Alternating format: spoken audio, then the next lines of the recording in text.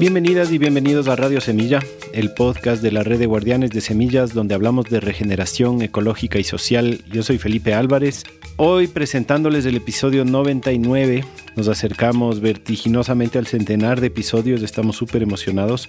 Y este es con Beatriz Arjona, una mujer colombiana, bióloga, con una tremenda experiencia en la formación de ecoaldeas y con una experticia particularmente en la sociocracia, que es una herramienta de gobernanza participativa distribuida que a mí me parece fascinante y que además creo que es de las cosas que más nos hace falta en nuestros colectivos. Entonces, en este episodio yo trato de hurgar un poquito en esa experiencia tan valiosa que tiene Beatriz. Grabamos este episodio en la Ecoaldea Atlántida, a finales de marzo del 2024, en donde pude conocer a Beatriz y algunos otros maestros y maestras que aproveché para entrevistar. Entonces van a venir unos 4 o 5 episodios que fueron grabados en esa misma semana y serán los próximos en los que yo sea el anfitrión. Este es el primer episodio de esa serie. Beatriz también es parte de Sociocracia Práctica, que es una organización que se dedica justamente a la difusión de esta herramienta de gobernanza, que tienen un montón de recursos súper interesantes y tienen formaciones y tienen cursos y tienen un montón de cosas. Estamos trabajando en una alianza con Sociocracia Práctica ahorita para poder ofrecer beneficios en sus programas a nuestros miembros. Esperamos tener noticias sobre eso próximamente. Mencionando a nuestros miembros, este podcast se sostiene exclusivamente gracias a sus miembros. Gente que pone sus 5, 10, 20 dólares mensuales a través de nuestra página web radiosemilla.com/apóyanos, en donde van a encontrar una forma súper sencilla. Y esto quiero decirles porque recientemente descubrí que había una pequeña traba en esa página de nuestro sitio web en donde uno se hace miembro. Y tal vez algunos de ustedes intentaron y no pudieron por ese pequeño error que había. Entonces les quería decir que ya está solucionado, que ahora está súper fácil. Si es que vuelven a intentarlo, ya no van a tener problemas. Así que entren a nuestra página web, escojan una cantidad que quieran aportar mensual o anualmente para que este podcast pueda seguirse realizando. Ahí también van a encontrar un montón de beneficios a los que acceden cuando se hacen miembros de Radio Semilla. Ya son más de 20 proyectos aliados que tenemos. Hay un montón de cosas de beneficios online y físicos en Ecuador, en Chile, en Argentina, en México. Por ejemplo, entre los proyectos aliados tenemos la librería Casiopea, una librería que está en Quito, pero que hacen envíos a todo el país, que ofrecen 10% de descuento en todos sus libros a los miembros de Radio Semilla. Tienen también una tienda online, su página web es casiopealibreria.com y también les encuentran en redes sociales, ahí vamos a poner en las notas del episodio para que les puedan encontrar fácilmente. Las mujeres dueñas de esta librería son seguidoras del podcast y cuando ellas escuchan que nosotros hablamos de libros o alguien recomienda un libro, ellas tratan de conseguirlo para tenerlo disponible en su librería. Entonces ya saben que si es que escuchan recomendaciones de libros en Radio Semilla, pueden contactarse con las chicas a ver si es que ellas tienen o pueden pedir que les traigan algún libro que necesitan. Por último, una noticia que para nosotros es muy grande y es una apuesta súper importante que estamos haciendo es que vamos a partir de este episodio otra vez comenzar a publicar episodios semanalmente.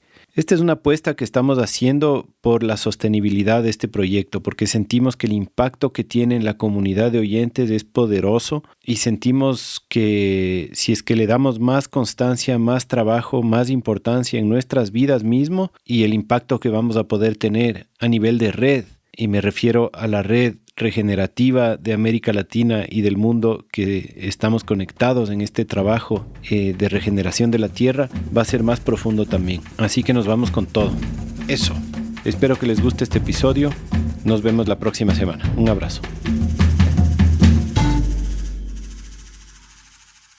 Qué gusto estar sentado aquí contigo, Beatriz Arjona. Qué chévere haber coincidido y poder hacerte esta entrevista en persona. Yo te tenía en la lista, como te decía ayer, hace rato, y estaba esperando justo el momento en el que te pueda conocer en presencia. Así que muy honrado de tenerte en el podcast. Bienvenida. ¿Cómo estás? Pues muy feliz de estar aquí. Es un gran honor para mí que las danzas de Paso Universal nos han juntado en un mismo espacio. Estamos en el campamento de danzas de Paso Universal en la Ecoaldea Atlántida, en el Cauca. Y aquí nos encontramos y es un gran honor que me invites a compartir algo de lo caminado en estos largos caminos de la vida y responder las preguntas que tengas y poder tocar los corazones de esta amplia audiencia que tienen ustedes con estos podcasts de Radio Semilla. Gracias por invitarme, Felipe. Con muchísimo gusto. Y sí, tengo un montonón de preguntas y demasiadas cosas que conversar. Sé que no vamos a alcanzar a conversar de todo lo que me gustaría, pero comencemos tal vez por conocer un poco más de ti, de dónde vienes, dónde naciste, un poco cómo ha sido tu infancia, etcétera. Bueno, mi nombre es Beatriz Arjona, así me bautizaron mis padres hace 62 años que nací en la ciudad de Bogotá, capital de Colombia, y en la que viví la mayoría, o sea, toda mi infancia y adolescencia la viví en Bogotá. Estando en Bogotá decidí estudiar biología, soy bióloga especialista ambiental, y después que terminé mi carrera sentí que Bogotá, que no quería habitar más en las ciudades, que quería buscar opciones laborales que me invitaran a estar fuera de la ciudad. Me saturaba ya un poquito el tamaño caótico de una ciudad tan grande como Bogotá, con problemas importantísimos de planeación, de transporte, de no amor de sus ciudadanos, de sus residentes por la ciudad. Había cosas que claramente con las que no era feliz en la ciudad. Y empecé a vivir distintos espacios de Colombia, trabajando en distintas organizaciones y escenarios. Empecé, por ejemplo, trabajando en Tumaco, que es en el límite de Colombia con Ecuador. De hecho, pasaba la frontera de Ecuador casi que caminando. A San Lorenzo, de vecinos. Vecinos, ahí muy, muy cerquita. En el Pacífico colombiano, vecino con el límite con Ecuador. Ahí estuve 2 años, luego me vinculé con proyectos en la Amazonía colombiana, luego con proyectos en las zonas campesinas y rurales de Huila. Bueno, trabajando como bióloga,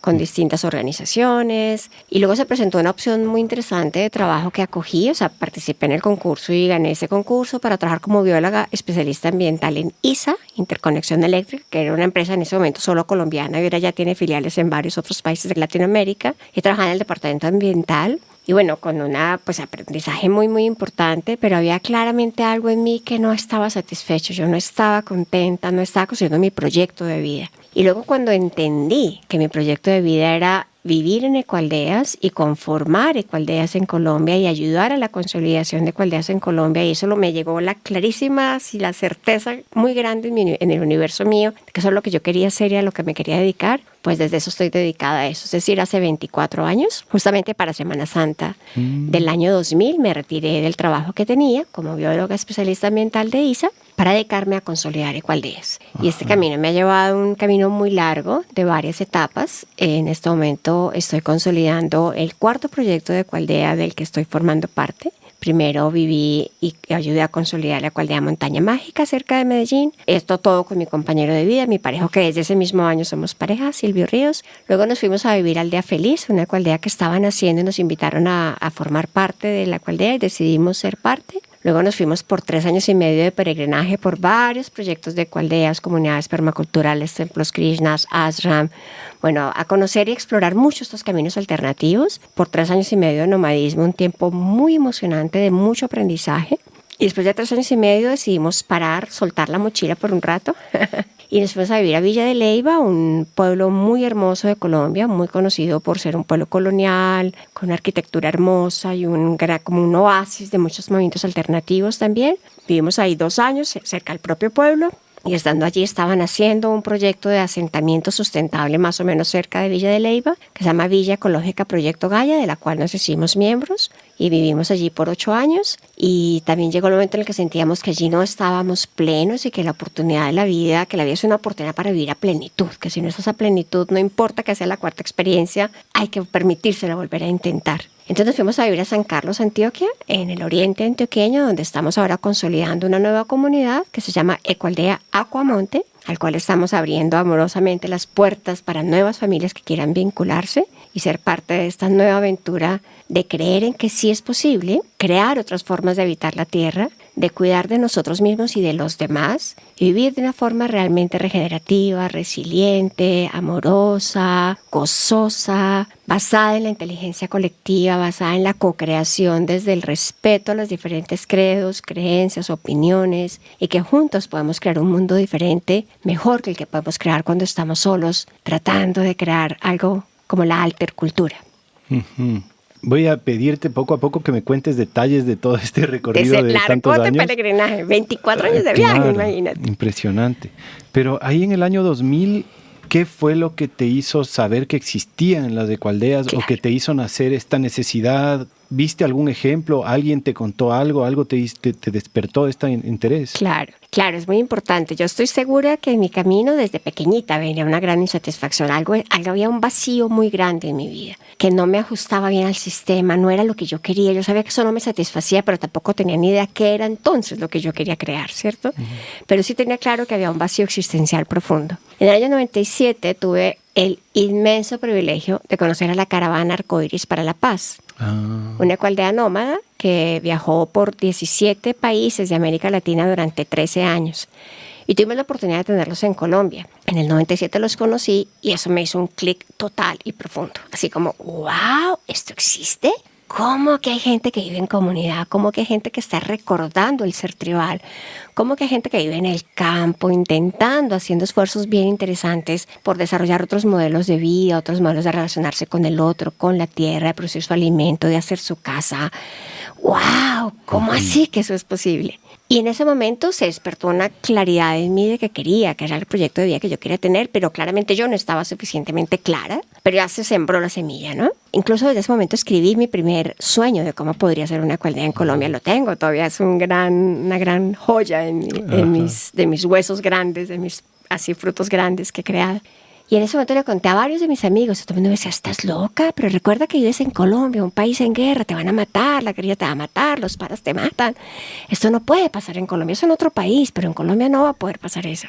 Y bueno, entonces no encontré eco en nadie de mi gente cercana, ni sabía cómo tocar otros corazones, cómo cautivar o motivar a otras personas. Así que bueno, ese sueño quedó guardado en un papel. Y nadie era campesino tampoco alrededor tuyo. O sea, tú venías de un entorno urbano totalmente. Totalmente urbana.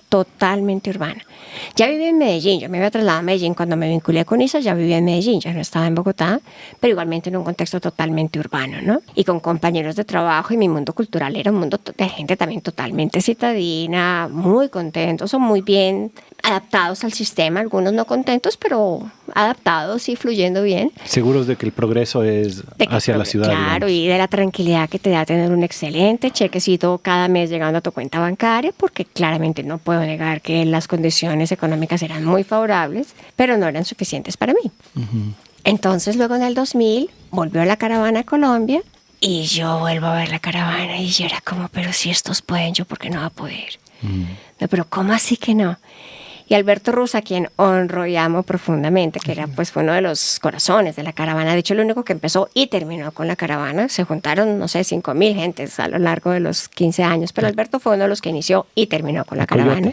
El Coyote Alberto. Fallecido recientemente. Sí, falleció el 7 de diciembre, se nos fue para las estrellas a iniciar la caravana celestial, la caravana arcoíris celestial, ya nos está esperando. Y bueno, el último día que terminó el campamento bioregional por la paz, el Coyote me entrega un libro de ecoaldeas de Europa y me dice, este libro es para ti, mirándome hacia los ojos, me dice, este libro es para ti.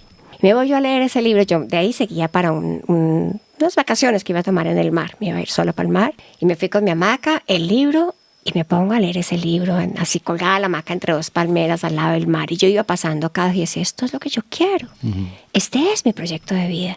Entonces me bajé de la hamaca y me metí al mar y le hice una entrega al mar y le dije, Gran Espíritu, muéstrame dónde, muéstrame cómo, muéstrame el camino. Pero a eso es a lo que yo me quiero dedicar. Me entrego a este camino. Y fue así, fue un rezo tan poderoso que a los 2 meses estaba surgiendo la primera propuesta de ecoaldea, una gente que estaba ofreciendo su tierra para que allí naciera una ecoaldea.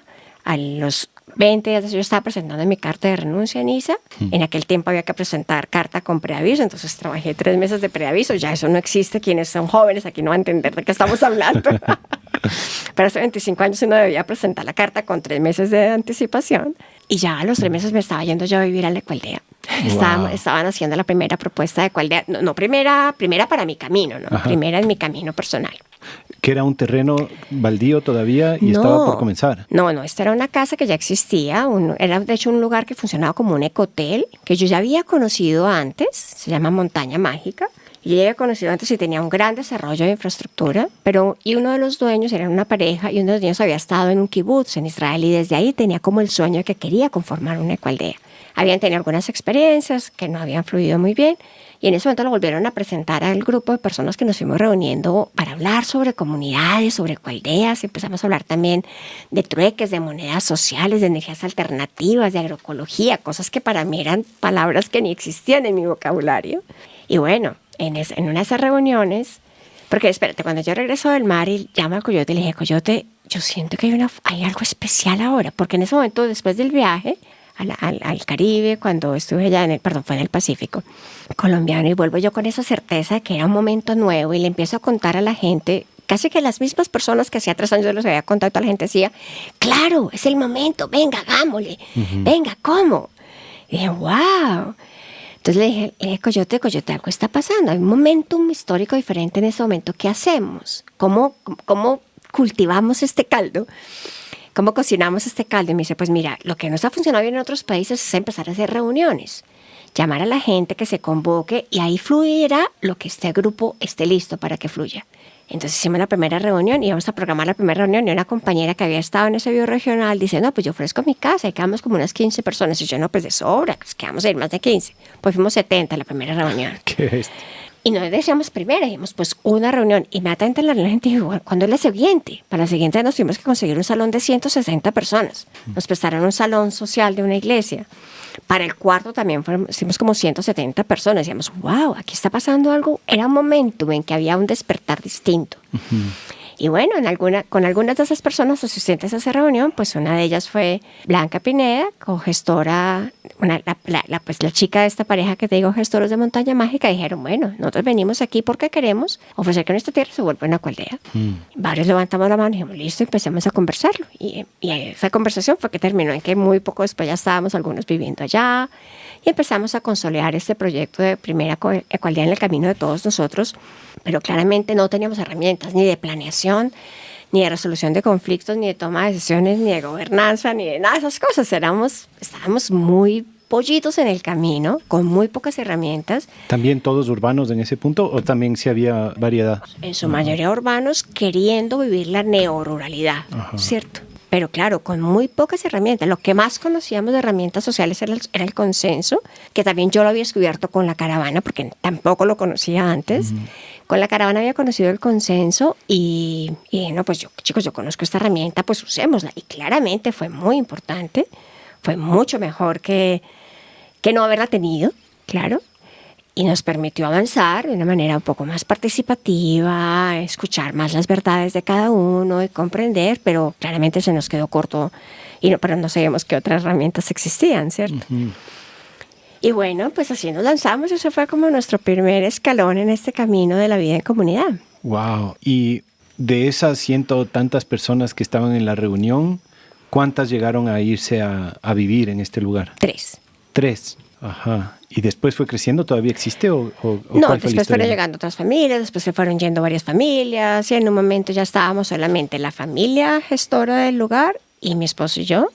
Y había claramente como nortes diferentes, problemas de relacionamiento importantes, no herramientas para tomar decisiones y resolvernos en los conflictos, hasta que entendimos, pues no sigamos juntos porque esto no está funcionando, ¿no? Para esto no me contaste, ¿con tu esposo ya los dos tenían este proyecto de vida? Cuando te casaste con él, ¿tú ya estabas en ese plan? ¿O le tuviste que convencer? ¿Cómo fue? No, es que nos conocimos en el mismo encuentro bioregional del 2000, en un encuentro en el que comenté que el Coyote Alberto me entrega el libro de Ecoaldeas de Europa. En ese mismo encuentro nos conocimos. Y en la conversación claramente entendimos que queríamos un proyecto de vida similar, y realmente nos juntó el estilo de vida alternativo, ¿no? Y claro, pues mucho amor y mucho cariño entre los dos, pero como que el pegamento entre los dos fue: queremos caminar juntos en un camino de vida en el campo. Él sí es campesino, él no había nacido en el campo y había vivido toda su adolescencia en el campo. Migrantes hacia Medellín cuando se pusieron más complejas las situaciones de orden público en la zona del suroeste antioqueño donde él vivió, donde se crió y vivió, y se fueron a Medellín hace muchos años. Él ya vivía en Medellín hace 50 años, o bueno, no, cuando nos conocimos llevaba él 35 años de no vivir en el campo, pero raíz campesina, idiosincrasia campesina y ganas de vivir en el campo. Yo, idiosincrasia súper citadina, de cultura súper citadina, académica, había estudiado biología, especialista ambiental, había tenido unas oportunidades como desde la formación académica que él no tuvo, pero nos juntó tan fuertemente este deseo de construir un proyecto de vida que pues caminamos caminemos juntos este desafío de caminar juntos un camino alternativo. Y entonces este fue como el primer intento en donde rápidamente se fue disolviendo porque no tenían las herramientas y así. Y después el segundo fue en la Aldea Feliz. En la Aldea Feliz. Ese ya tiene como 20 años de existir. Aldea Feliz tiene 15 años. 15 años. ¿Y cómo fue ese proceso? Bueno, Aldea Feliz nació por iniciativa de un compañero, Carlos Rojas, que está por aquí también. Que está aquí también, que está en Santa Paz, que hoy se casó. Que hoy se casó. Ajá. Hoy le acompañamos. Felicidades a Carlos Rojas de una las vez. 200 gentes que estamos aquí hoy lo acompañamos en su matrimonio con su pareja actual. Carlos ya los había conocido porque en el año 2001 él trabajaba con un proyecto que se llama Proyecto de Ecobarrios y querían hacer un foro de ecobarrios en Colombia para inspirar a la gente de los distintos ecobarrios de Colombia en proyectos alternativos, y supo de la existencia de la Alcaldía Montaña Mágica, en la que vivíamos en Santa Elena. Nos fue a visitar, a conocer la experiencia y entendió que sí era un proceso interesante para invitar a hacer, pues a compartir la experiencia en el foro de ecobarrios, y me invitó. Yo fui como representante de Montaña Mágica a contar la experiencia en este foro. Desde ahí nos conocimos, luego tuvimos un par de interacciones más, y entonces cuando él le vino así, después de una toma de yagé, en el Putumayo, le vino como la claridad del que quería ayudar a conformar una ecoaldea. Él también era citadino, vivía como arquitecto, con su trabajo como arquitecto, súper convencional.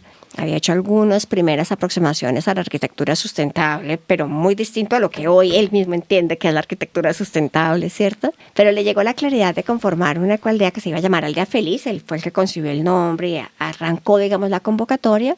Y me llamó, me dijo, oye, ustedes que ya tienen experiencia en ecoaldeas, asesórenos, queremos asesoría de ustedes. Entonces yo fui a varias de las convivencias, hicimos 3 convivencias y cruzamos así varios correos electrónicos y varias cosas. En ese tiempo no existía WhatsApp, eso es mucho más moderno. Y yo llegaba de cada convivencia a nuestra casa, porque después de que nos separamos de Montaña Mágica, nosotros habíamos comprado un pedazo de la tierra y en ese pedazo conformamos nuestro proyecto permacultural, que se llama Amandaris. Allá no estábamos en comunidad, pero como pareja pues hicimos nuestra casa, teníamos nuestra huerta, participábamos de trueques, de monedas sociales, de redes solidarias en la región. Bueno, entonces llegaba yo a la casita y le decía a Silvín, yo siento que este proyecto no es para asesorarlo, sino como para ser parte de...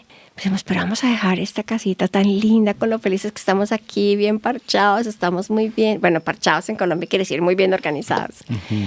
Pero no. Bueno, después de varios meses, lo pensamos como 6 meses y dijimos que sí, decidimos entonces vincularnos como miembros fundadores de Aldea Feliz. Y allí vivimos 2 años, fuimos 12 miembros fundadores, Carlos es uno de ellos, y bueno, otras 12 personas, 2 de ellos incluso ya están en el cielo, otros están en la aldea, otros están en otras partes, como Silvia y yo, y otros fundadores que no eran residentes, no vivían ahí, pero que también fueron parte importante del proyecto y parte incluso del reto de la inversión económica para comprar la tierra, bueno, de todo lo que implica también en lo económico, en lo conceptual, en lo metodológico y en todo, crear un proyecto de ecoaldea. Y ahí vivimos 2 años, y fueron 2 años también de mucho aprendizaje, pero claramente no estábamos igualmente felices. Y sentíamos, no es coherente vivir en una aldea feliz y no estar feliz. Esto no funciona, esto no. La coherencia como que sea lo primero. Y claro, es una ecoaldea que tuvo retos bastante importantes en su nacimiento, que ellos mismos pues saben hoy en día que ya están viendo un momento muy diferente, pero que su momento de arranque, los primeros varios años fueron muy complicados en la articulación social, en la construcción de acuerdos, en la resolución de conflictos, en la cohesión social. Fue un tiempo complejo. Y bueno, nosotros la complejidad y las tensiones no estábamos felices con eso y nos picó el gen del nomadismo, y fue cuando iniciamos entonces los 3 años y medio de viaje y peregrinaje que se llamó Peregrinaje Latinoamericano Sustentable, en el que viajamos por ecoaldeas, comunidades, granjas permaculturales, templos krishnas, ashram, templos sufis, templos budistas. Bueno, fue un alucinante viaje, muy hermoso. ¿Todo en Latinoamérica? Estuvimos en Colombia, Ecuador, Perú y Bolivia. ¿Y te acuerdas qué proyectos visitaron en Ecuador, por ejemplo, en Perú, en Bolivia? Son proyectos que, digamos, convivieron. Me imagino que son 3 años y medio de haber estado tiempos más o menos largos en estas ecoaldeas. En algunos proyectos estábamos 1 mes, en otros estábamos 2 semanas. Ajá. Muy fluyendo con lo que, como que nos iba mostrando la energía, ¿no? Y haciendo muchos talleres en cada sitio, porque pues ya cada vez vamos ganando más herramientas y más cosas que queremos compartir y que la gente quiere recibir. Entonces viajábamos básicamente de sitio en sitio donde pudiéramos también ofrecer talleres, que también eso formaba parte del trueque, del intercambio por voluntariado, voluntariado haciendo labores en las fincas, en los proyectos, a la vez que recibíamos entonces la alimentación, el hospedaje, ofrecíamos talleres, bueno, hubo de todo, ¿no? Tengo la curiosidad de qué proyectos en Ecuador, porque de lo que yo sé ahora no conozco proyectos de Ecoaldea vigentes o que están creciendo. Y sé de muchos que han existido, pero casi todos han terminado. Y me pregunto en esa época cuáles estaban vigentes. ¿Te acuerdas? En Ecuador, proyectos de Ecoaldeas no, estaban haciendo uno en Vilcabamba, pero todavía no estaba. Estaba la tierra. Y ahora ya existe, ya sé que está mucho más sólida, pero no me acuerdo el nombre del proyecto en este momento. Es en Vilcabamba. ¿No era con Cia Parker, tal vez? ¿Tienes otros nombres de otras personas de En Vilcabamba? No, al menos de la red, la única que le ubico de Vilcabamba es la... Era un Cia extranjero, Parker. el fundador es un extranjero que compró la tierra y ofreció para que la gente se fueran llegando a vivir allí. Y muchos de ellos son artistas, tiene un gran énfasis como en... Tiene algún nombre como hindú, algún nombre así como algún nombre oriental, me parece que tiene. Estoy tratando de, creo que le ubico, Sí, pero no me viene en este momento, de pronto como dice, de pronto Chambalabamba. Chambalabamba, exacto. Ya. Exacto. Ahora se llama así el proyecto, ¿no? No es el nombre del chico, del señor, sino de la... Ajá. Y estaba también haciendo, por Lajas, estaban haciendo una propuesta de 2 chicas colombianas que vivían allá. En Cuenca había una gente que nos invitó, de hecho, a ofrecer unos talleres, pero ellos no lograron como consolidar la propuesta de Ecoaldea, pero estaban muy interesados en escuchar. Estuvimos en Tena, en un proyecto de los Krishna, muy interesante. Y por Baños estuvimos en otro templo Krishna, muy interesante. El de Tena se llama Sarasvati Aim Savana. Es una finquita permacultural muy hermosa de devotos Krishna, muy, muy, muy bonito.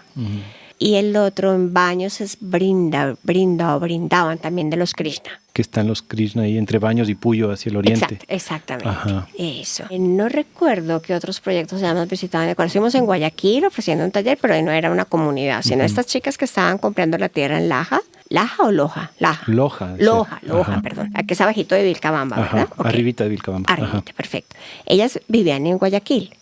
Y entonces nos invitaron a ofrecer, fueron al taller en Cuenca, hoy tienen tiempo, vayan a Guayaquil, ya les organizamos el taller. Y entonces ofrecimos un taller en Guayaquil también, ofrecimos un taller de bioconstrucción en la Universidad de Cuenca. Bueno, nos movimos con varias cositas, funcionaron varias cositas en Ecuador. Amamos Ecuador, fue muy, muy hermoso. ¿Tu pareja es bioconstructor? Mi pareja es un todero multifuncional. ¿Y tú también haces bioconstrucción? Sí, pues de hecho hemos hecho nuestras 2 casas en las que hemos vivido, las hemos construido nosotros con nuestras manos, paja, madera, barro.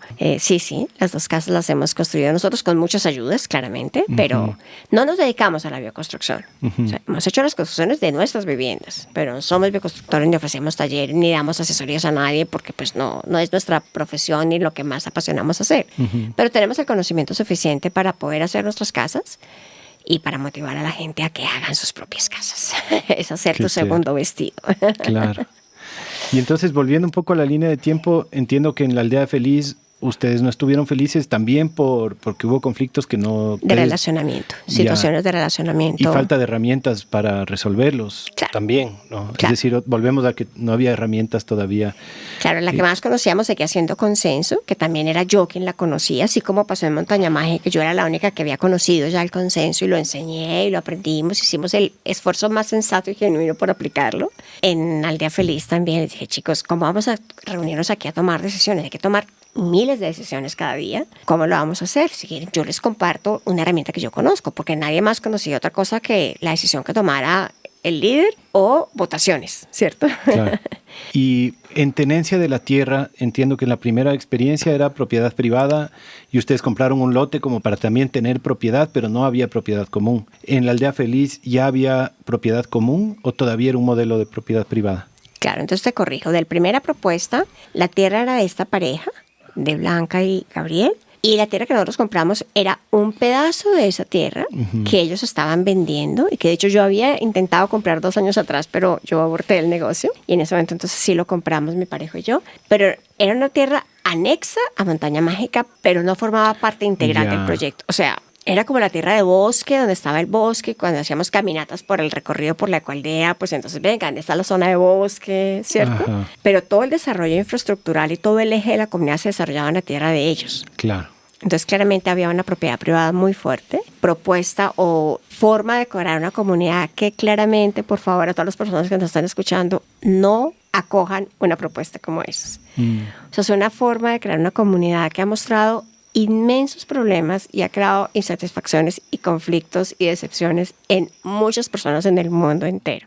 ¿Por qué? Porque es que cuando alguien es el dueño de la tierra, pues es el dueño de la tierra. Claro, hasta simbólicamente, además de legalmente, claro, hasta simbólicamente es algo que pesa mucho. El poder, ¿no? Pesa un montón. Claro. La posibilidad que esas personas realmente entreguen el poder y permitan compartir el poder es muy complicada, muy poco probable. El nivel de empoderamiento real de los demás es muy poco probable, es muy frágil, su nivel de pertenencia es muy frágil y la vulnerabilidad de que en cualquier momento, por cualquier razón de conflicto, de tensión, de lo que sea, esas personas digan, se me van, claro. Se me van porque esta es mi tierra. Si nos peleamos quedó fuera, básicamente. Claramente, claro. Claramente. ¿Y quién se va? Pues los que llegaron. Claro, totalmente. Entonces eso de verdad, de corazón, no acojan una propuesta como esa, porque en el mundo entero ha mostrado ser muy riesgosa para el proceso y para las personas.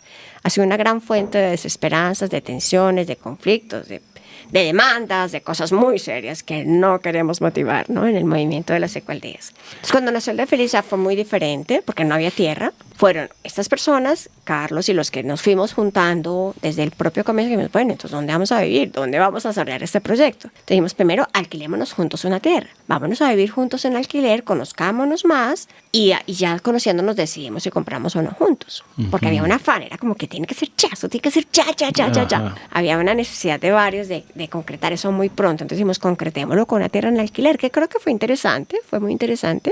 Y rápidamente algunas personas dijeron, no, en alquiler, rápidamente es a los 3 meses. La gente dice, no, en alquiler no sigamos, compremos una tierra. Pero además del alquiler, pero ustedes ya tenían que construir y desarrollar.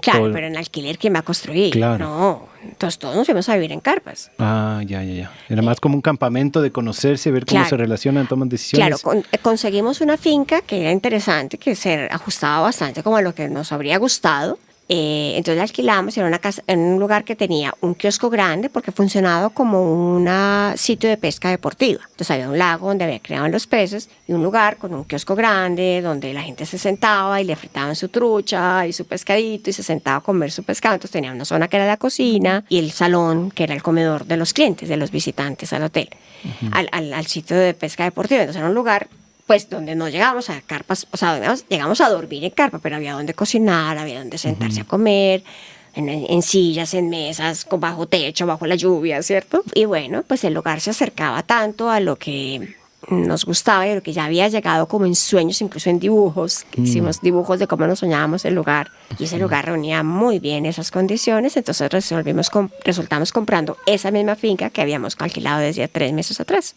Y a los 3 meses la mayoría dijo, sí, lancémonos a comprar para ya comenzar a desarrollar el proyecto. Y ahí sí ya empezamos entonces a sembrar y a hacer acuerdos de cómo sería entonces la distribución de la tierra, pues de dónde haría cada uno su casa y cómo serían los acuerdos y bueno, todos los acuerdos, todo lo que hay que hacer y resolver y ponerse de acuerdo para sacar adelante un proyecto como ese. Entonces ya después, un par de años después, empezamos a construir casas, pero vivimos en carpas 2 años, o dormimos en carpas 2 años.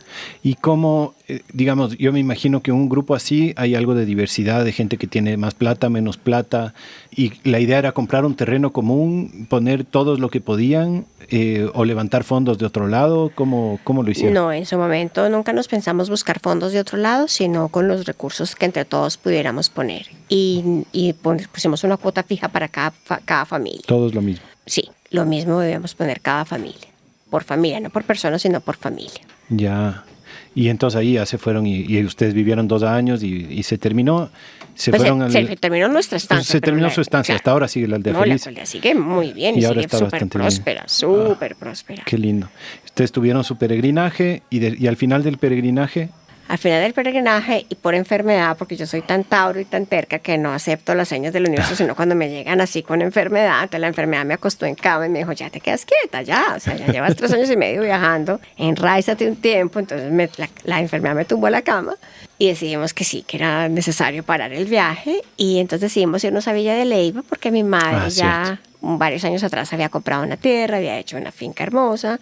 Yo conocía entonces ya mucho pues ese territorio de Villa de Leyva y sentía mucha afinidad como con todo lo que pasaba, con el clima, con la gente que conocía el territorio. Entonces pues le propuse a mi esposo y aceptamos, acogimos pues irnos a vivir a Villa de Leyva y ahí vivimos 2 años. Los primeros 3 meses en otro proyecto y luego en la finca de mi madre y mi hermana, que son los dueños de la casa y nos permitieron estar en su lugar. Y estuvimos 2 años. Pero una finca, pues no era una finca permacultural, ni podemos desarrollar proyectos de agroecología, bioconstrucción, nada. Era una finca pues muy diferente, muy hermosa, muy cómoda, deliciosa. Y honro pues inmensamente el confort que nos dio esos 2 años. Pero claramente hay una necesidad en nuestro corazón de la vida en comunidad y de la vida más cercana a nuestra esencia, de los asentamientos sustentables. Fueron solo un par de años hasta sanarte y lanzarte al siguiente. Y lanzarnos al siguiente. Ajá. Como dice Edison, justamente ahora estoy leyendo un libro muy hermoso que se llama La cultura de la nueva humanidad. Y ahí citan una frase de Edison, el creador de los bombillos, que la gente le decía, pero usted ya lleva 1000 fracasos. Dijo, no, el bombillo es un invento logrado en 1000 pasos. No son 1000 fracasos, son 1000 pasos. Yo no creo que ninguna de las experiencias que he vivido haya sido un fracaso, ¿no? Fueron pasos que me llevan a estar viviendo hoy otra propuesta nueva, otro escalón nuevo en esta escalera ascendente. Y además vas polinizando también, no Sí. es que son proyectos que se acaban, sino por ejemplo estuviste en la Aldea Feliz, pusiste tu energía, eso continúa, tú sigues al siguiente. Y continuamos súper amigos, continúa, súper claro. cercanos, ¿no? O sea, soy amiga de todos los integrantes de La Feliz. Ahora en enero estuve allá 4 días. O sea, ¿no? Somos súper cercanos, súper amigos. Hemos hecho proyectos juntos con algunos de los miembros de La Feliz en otros contextos. O sea, no es que salimos y nunca más te quiero ver. Y Claro. a la gente de Montaña Mágica, pues con Blanca me encuentro y es un abrazo genuino, profundo, de verdad, de querernos, de conocernos, de amarnos, de haber vivido aprendizajes muy importantes en la vida de cada uno. Claro. ¿Para todo esto tuvieron hijos ustedes? No. No. En nuestro camino no llegó la maternidad ni paternidad. De personas, pero de proyectos muchos. Claro. Y de redes, y de cualdeas, y de redes. Ajá. ¿Y qué pasó después de Villa de Leyva? Después de Villa de Leyva, estando ahí en Villa de Leyva, nos reencontramos con una pareja que ya habíamos conocido en Bogotá y que estaban gestando la Villa Ecológica Proyecto Gaia. Y ya sabíamos de ellos, ya los habíamos conocido, habíamos interactuado en un par de foros o talleres o algo así.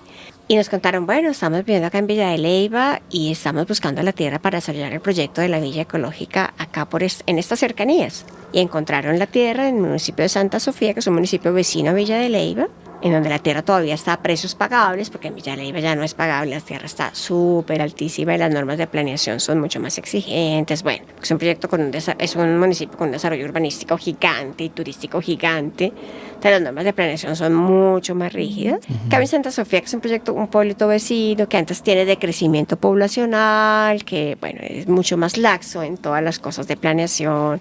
El costo de la tierra es muy diferente. Entonces, pues, ellos decidieron comprar la tierra esta tierra en el municipio de Santa Sofía y empezaron pues, a abrir la invitación a familias que se quieran vincular y pues Silvia y yo decidimos vincularnos como integrantes de este proyecto. No somos los gestores son esta pareja. Pero pues fuimos la primera familia que llegó distinto a ellos como gestores y fuimos la primera casa, digamos, privada que se construyó. De alguna manera sí desarrollamos un rol de pioneros, pero no fuimos los gestores ni fuimos los creadores de la iniciativa, pero habitamos 8 años el territorio. 8 años se quedaron Sí. ahí. Y ahí tengo en mi mente estas líneas de preguntas, la una sobre la tenencia de la tierra, la otra sobre la gobernanza.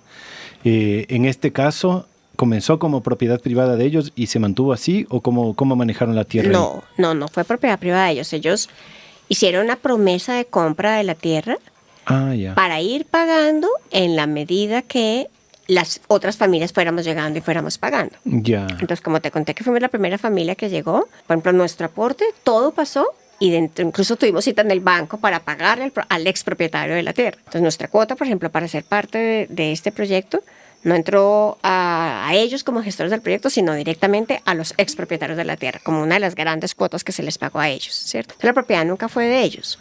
¿Y era una propiedad horizontal? O sea, ¿a nombre de los diferentes socios? ¿O Cogimos una figura que en Colombia se llama Sociedad Común y Proindiviso. No sé si en los países de las personas que nos están escuchando existe esa figura. ¿Cómo se llama, perdón? Se llama Sociedad Común y Proindiviso. Y proindiviso. Proindiviso, quiere decir que no se puede dividir. Ya. Proindiviso, que promueve la no división. Ya.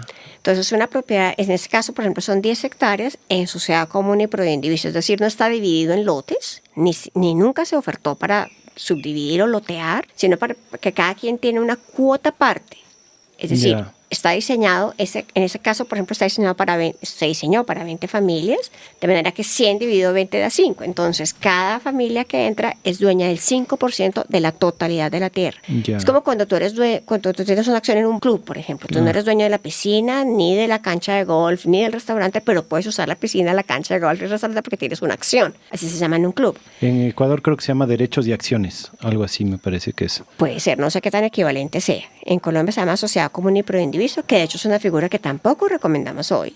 También tiene varios problemas, pero problemas muy diferentes del de la propiedad única de la tierra, como fue el primer caso. O sea, hemos experimentado muy diferentes tipos de propiedad de la tierra. Genial, qué bueno. Y cada uno con sus grandes desafíos, Así que así es, esa fue la figura que aceptó en Proyecto Gaia. ¿Y cuál es el desafío de esa figura? ¿Por qué no la recomiendan ahora? Porque puede entenderse por varios como que va a haber un loteo, y de hecho uno de los problemas grandes que tenemos es que algunos de los propietarios entendieron que iba a haber un loteo, aun cuando el documento dice que no, ellos entendieron que sí, y su nivel de frustración es muy grande por eso, y de conflicto con el resto del proceso ha sido muy grande. Un loteo en el sentido de que algún momento sí se va a generar dividir lotes. En pedazos, si este lote es suyo, sí, que las 10 hectáreas se partieran en 20 lotes y cada quien tiene un lote totalmente con escrituras propias. A pesar de que la figura es indiviso, Claro. Es decir, fue solo un malentendimiento de algunas partes. Pero un malentendimiento muy serio. Muy serio, claro. Muy pero no es serio. necesariamente un problema del modelo, quiero decir, sino tal vez solo de Pero el modelo sí es un modelo que propicia conflictos, propicia dificultades. ¿Y cada persona puede vender sus acciones y sin necesidad de aprobación del colectivo o no? Claro, en este caso, con la figura de la Villa Ecológica Proyecto Gaia no hay que pedir autorización a nadie porque no hay un proceso como un proceso de aspirantazgo, o un proceso de que el resto de la comunidad te apruebe a quién le vendes. Claro, ahí porque sí hay un no problema. es un proyecto que tiene una fuerza en lo social. No es un proyecto de comunidad, es como un proyecto de parcelación. Claro. ¿Cierto? Solo que la propiedad no está dividida como propiedad horizontal, en donde sí cada quien tiene una escritura privada de su lote. En este proyecto de la comunidad proindiviso, tú no tienes escritura de tu lote, pero tienes una escritura del 5% de la totalidad del lote. O sea que si tienes una escritura, tienes algo que legalmente te respalda como propietario, sí, que es muy importante. Es una garantía para las personas, ¿cierto? Eres dueño, pero no eres dueño de este pedazo, de este arbolito, hasta esta piedra, hasta este mojón y hasta este otro. No, eres dueño del 5% de la totalidad y tienes un acuerdo por acuerdos internos de que el lote tuyo de uso privado es desde esta piedra hasta este arbolito, hasta el cauce del río o hasta tal cosa, ¿cierto? Pero eso es una figura que propicia confusiones importantes. Por eso es la figura que tampoco estamos recomendando hoy en día como en el movimiento ecoaldeano. ¿Y la otra, para ese punto, ya tenían más herramientas de gobernanza? Teníamos más herramientas, pero no hubo aceptación del grupo para acogerlas, entonces no se pudieron implementar. Uh-huh. ¿Ya había llegado la sociocracia a tu vida en ese punto? En ese punto estaba empezando a conocer la sociocracia. Estaba empezando a conocerla y cuando la conocí más, y de hecho hoy en día pues soy reconocida a nivel latinoamericano como facilitadora en sociocracia, mentora, consultora, acompaño en muchos procesos. Soy miembro de una organización que se llama Sociocracia Práctica, dentro de la cual soy facilitadora de cursos presenciales, de cursos virtuales, soy consultora. Pero eso no quiere decir que esa voz hubiera sido recibida en la comunidad. Entonces, pues, en la comunidad no, esto no fue una comunidad, fue un colectivo, como te digo, habitábamos un mismo territorio. Y aún así, aun cuando no pretendas un gran tejido comunitario, aunque el grupo, por su forma de nacer y por su elección, decida que no quiere ser un proyecto fuerte en la cohesión social, ahora sí tiene que tomar muchas decisiones. Claro. Y es muy conveniente que haya una claridad de cómo se toman decisiones. Y bueno, este grupo pues nunca aceptó mi oferta muchas veces planteada de acoger herramientas de gobernanza que nos permitieran saber cómo decidimos, con base en qué decidimos, cómo resolvemos las tensiones y bueno, hay conflictos importantes no resueltos.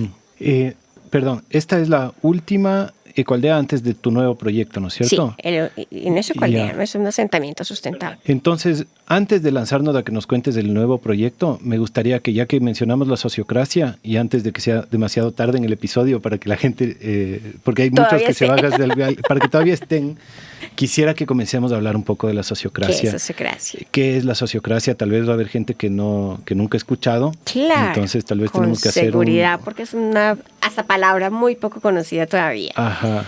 Bueno, sociocracia viene de socio, sociedad y cracia, gobierno. Es decir, la sociedad gobernándose, ¿cierto? Y sociedad es una relación de pareja, dos personas ya son una sociedad, un núcleo familiar, un colegio, una escuela, una comunidad, un partido político, una empresa, un colegio, bueno, cualquier colectivo humano necesita tomar decisiones y necesita saber cómo decide, quién decide, para qué decide, cómo pone la inteligencia colectiva, cómo se nutre de la inteligencia colectiva para co-crear las decisiones más sabias posibles y que más permitan el empoderamiento de las personas. Y otra cosa muy importante de la sociocracia es que ayuda a que los colectivos encarnen la equidad, la transparencia y la efectividad. Esa magia se llama sociocracia. Equidad, transparencia y efectividad serían como principios de la sociocracia. Claro. Para lograr que los colectivos hagamos juntos lo que queremos hacer, para que aquella cosa para la que nos juntamos, primero identificar bien para qué nos juntamos, que muchas veces eso no está suficientemente claro. Entonces, ¿para qué nos juntamos? ¿Cuál es nuestra visión y misión? ¿Qué es lo que queremos hacer juntos? Así sea, organizar el paseo de Navidad de la familia. Esa es nuestra visión en este momento. Listo, vamos a organizar el paseo. ¿Y qué va a ser un paseo gozoso? Esa es nuestra visión en ese momento, ¿cierto? O un proyecto a largo plazo, o lo que sea.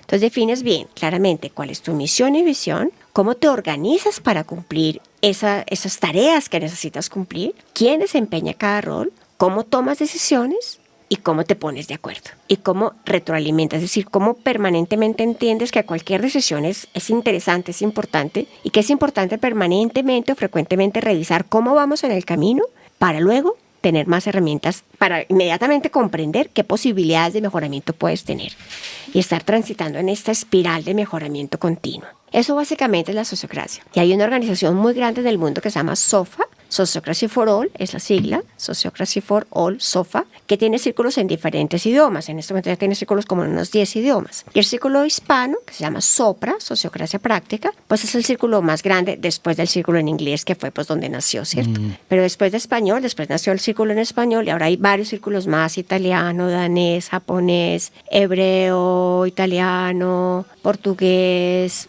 ya no me acuerdo ni cuáles más, pero varias lenguas más. Y SOPRA, el círculo hispano, pues es un círculo bastante grande, del cual pues también soy cofundadora y miembro activo, soy facilitadora, mentora, consultora y jalono pues algunos, participo en varios de los círculos que tenemos en la organización. Y que además tienen recursos súper interesantes ahí en la web. Nosotros hemos usado algunos de esos recursos, sí. Tienen estos ebooks, digamos, donde se explica la sociocracia así bien bonito, con gráficos y sencillo. Y videos, tenemos libros impresos que se pueden conseguir también de manera muy fácil, libros virtuales, videos gratuitos, otros videos que pues, pedimos algún aporte voluntario, lo que la gente pueda por verlos, talleres presenciales, talleres online, consultorías. Y acceso también a una red de eso, ¿no? De consultores, facilitadores y gente que está ahí lista y dispuesta a enseñar sobre esto, ¿no? A enseñar. Y también siempre abiertos a nuevos miembros, gente que quiere aprender, y una excelente forma de aprender es haciendo. No solo tomando un curso, que claro, valido totalmente los cursos, por supuesto, y los enseño y me encanta enseñar, pero también entiendo que aprender haciendo es la mejor forma de aprender. Totalmente, porque también de alguna forma la sociocracia y muchas otras metodologías te ofrecen un marco, ¿no? Una guianza, unos principios, ideas de cómo entrarle al asunto, pero el asunto en casi todos los casos tiene que ser inventado, ¿no? Es decir, quiénes somos, qué hacemos y cómo lo hacemos es el reto. Entonces la sociocracia como marco teórico es increíble, pero en la práctica es donde en verdad cobra sentido, porque si no es como una idea de alguna forma. Claro, ¿no? pero la herramienta es una herramienta de gobernanza, por eso se llama así, ¿cierto? Es una herramienta de gobernanza que te ayuda a que eso se dilucide con más facilidad. Exacto. Una herramienta, por ejemplo, para poder definir quiénes somos, para qué nos juntamos. Y además empezar a tener claro que es importante saber para qué es que nos juntamos. Porque muchas veces estamos juntos 2 años intentando hacer cosas, pero el imaginario que había en cada uno era tan distinto que es como varios tripulantes de una nave y cada uno timoneando para distinto lado, ¿no? Claro. O una nave con 3 capitanes y cuando está el capitán en un turno, entonces timonea hacia el norte, pero luego coge el turno a las 8 horas otro y timonea para el otro lado y luego timonea para el otro lado, pues al norte nunca se llega. Entonces, si tienes claro el norte y colectivamente construido y entendido, listo, nuestro norte es allá. Claramente el camino y las olas y el viento y todo nos mueven un poquito del camino, pero sabemos por lo menos hacia dónde volvemos a timonear para caminar y navegar hacia el norte, ¿cierto? Y te ofrece además conceptos que te ayudan a entender el tipo de decisiones que estás tratando de tomar, ¿no? Claro. Porque a veces todo el mundo tiene, por ejemplo, mecanismos o herramientas de tomas de decisiones, pero que nunca se las ha preguntado, ¿no? Claro. O sea, todos tenemos media incorporada la democracia, todos tenemos media incorporada el concepto de asamblea, pero pocas veces uno se pregunta cómo estamos tomando decisiones, ¿no? Claro. ¿Qué es pocas veces uno habla de gobernanza a pesar de que constantemente estás gobernando. Ajá. Claro. O siendo gobernado también. También. Entonces, el solo hecho de tener este concepto puesto ahí y que te dé pautas y que te hable de estas palabras, ya te hace preguntarte estas cosas que normalmente no te preguntas. Claro que sí. Entonces, hablar de gobernanza para mucha gente es como...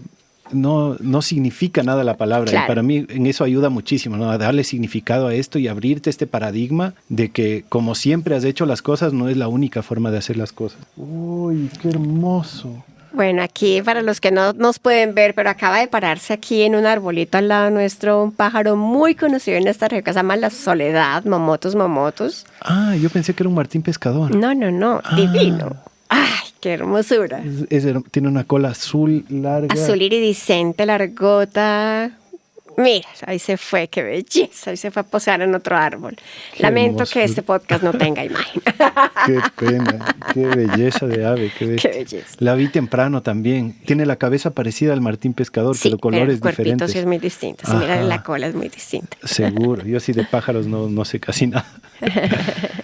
Bueno, entonces volviendo a la sociocracia, me gustaría que justamente para tratar de entender cómo funciona en la práctica, nos puedas tal vez hablar de un ejemplo o tratar de graficar cómo es esta distribución de gobernanza o de estructura, los círculos, los roles, Claro. las competencias, todas estas cosas que son lo que hace la carne, digamos, de la sociocracia. Claro. La sociocracia tiene varios componentes y uno de ellos es la estructura, que es como el que estás preguntando, que ya lo voy a contestar, ¿cierto? Pero entonces uno de los elementos es la estructura, el otro es cómo tomamos decisiones, que en la sociocracia se llama consentimiento en la forma en que tomamos decisiones. Otra cosa es la elección de roles y otra cosa son los ciclos de retroalimentación. Son como las 4 herramientas básicas de la sociocracia. Y tú puedes acoger una sola de las partecitas, pero claro que si logras incorporar todas, pues estás empoderándote de manera mucho más completa esta herramienta tan transformadora de la regeneración social, ¿cierto? En la estructura, lo que se sugiere en sociocracia es que nos organizamos en pequeños círculos, que se llaman, así lo llamamos, círculos, no lo llamamos comités o departamentos o algo así, pero es como un departamento o comités, como lo quieran llamar, pero lo solemos llamar círculos. Y círculo porque además representa la circularidad, en donde no hay una estructura vertical que alguien decide y los demás se acogen, sino donde todos escuchamos las voces de todos. Cada círculo tiene unas responsabilidades determinadas, específicas, y el otro círculo tiene otras responsabilidades definidas, el otro tiene otro, pero todos son una sola orquesta que está tocando una misma sintonía, ¿no? De hecho, por ejemplo, el libro básico escrito por los fundadores de Sociocracia for All se llama Muchas voces, una canción, porque es escuchar las voces de todos, pero recordando que todos estamos tocando una sola sinfonía. Porque si alguien está tocando una sinfonía diferente, pues esa orquesta va a sonar muy extraño, ¿cierto? Ese concierto va a sonar muy raro y no va a ser tan sinfónico, tan amoroso, ¿no? Uh-huh. Entonces, cada círculo tiene esas funciones definidas, pero que todas responden al propósito común de toda la organización. Y cada círculo tiene un área determinada de dominio que es muy importante que no se superpone con la de otro. Es decir, cuando en una organización hay 2 áreas que tienen una misma responsabilidad, sea la que sea lavar los platos, la que sea, ¿no? O tomar las grandes decisiones gerenciales. Pero si 2 áreas tienen una misma responsabilidad, probablemente nadie hace la labor. Porque este círculo dice que este lo debe hacer y este otro dice que este lo debe hacer. Entonces, esto no funciona. Entonces, es muy importante que cada círculo tiene sus funciones definidas, no hay superposición de funciones y tampoco hay funciones importantes para la organización que no están asignadas a un círculo, porque entonces el engranaje tampoco funciona, ¿cierto? Es decir, todas las funciones están asignadas a un círculo y otro círculo tiene otras funciones y otro tiene otras funciones. Y en cada círculo hay varios roles, hay varias personas. Y hay 4 roles fundamentales en cada círculo. Uno se llama el coordinador del círculo. Esa es la persona que está teniendo un rol operativo, un rol de coordinar, de ayudar. Es como el director de esa pequeña orquesta. El director no es más importante que el violinista ni que el pianista. Pero si no hay un director, el violinista toca para un lado y el pianista para otro lado. Otra sinfonía o distintas velocidades, no.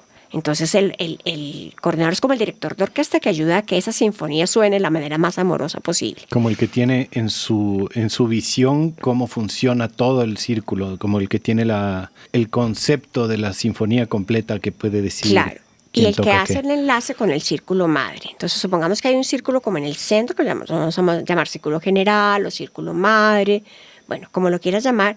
Y ese circulito tiene circulitos hijos. Ningún círculo es más importante que el otro, pero el círculo general está como mirando como desde un dron. Antes se decía desde un avión, ahora sí se desde un dron. Suena más moderno. Está como mirando desde arriba. Entonces no está en el detalle, por ejemplo, si es un lugar, un asentamiento sustentable que está queriendo producir sus alimentos, pues ese círculo no está decidiendo si siembra lechugas o zanahorias, si la lechuga se siembra cada 35 centímetros o cada 44 centímetros. No, ese es un nivel de detalle que no necesita mirarlo el círculo general que está mirando como la escala general. Ese círculo está pensando, listo, aquí vamos a apuntarle a la soberanía alimentaria. ¿Cómo lo vamos a hacer? Entonces, Círculo de Soberanía Alimentaria, cuéntenos, ¿cuál es el área que necesitan de este territorio? ¿Qué recursos necesitan? ¿Cuánto en plata? ¿Cuántas horas de trabajo de cuántas personas? Para que ustedes puedan proveer el 80% del alimento que vamos a comer, o el 20, o el 30, o el 40, ¿cierto?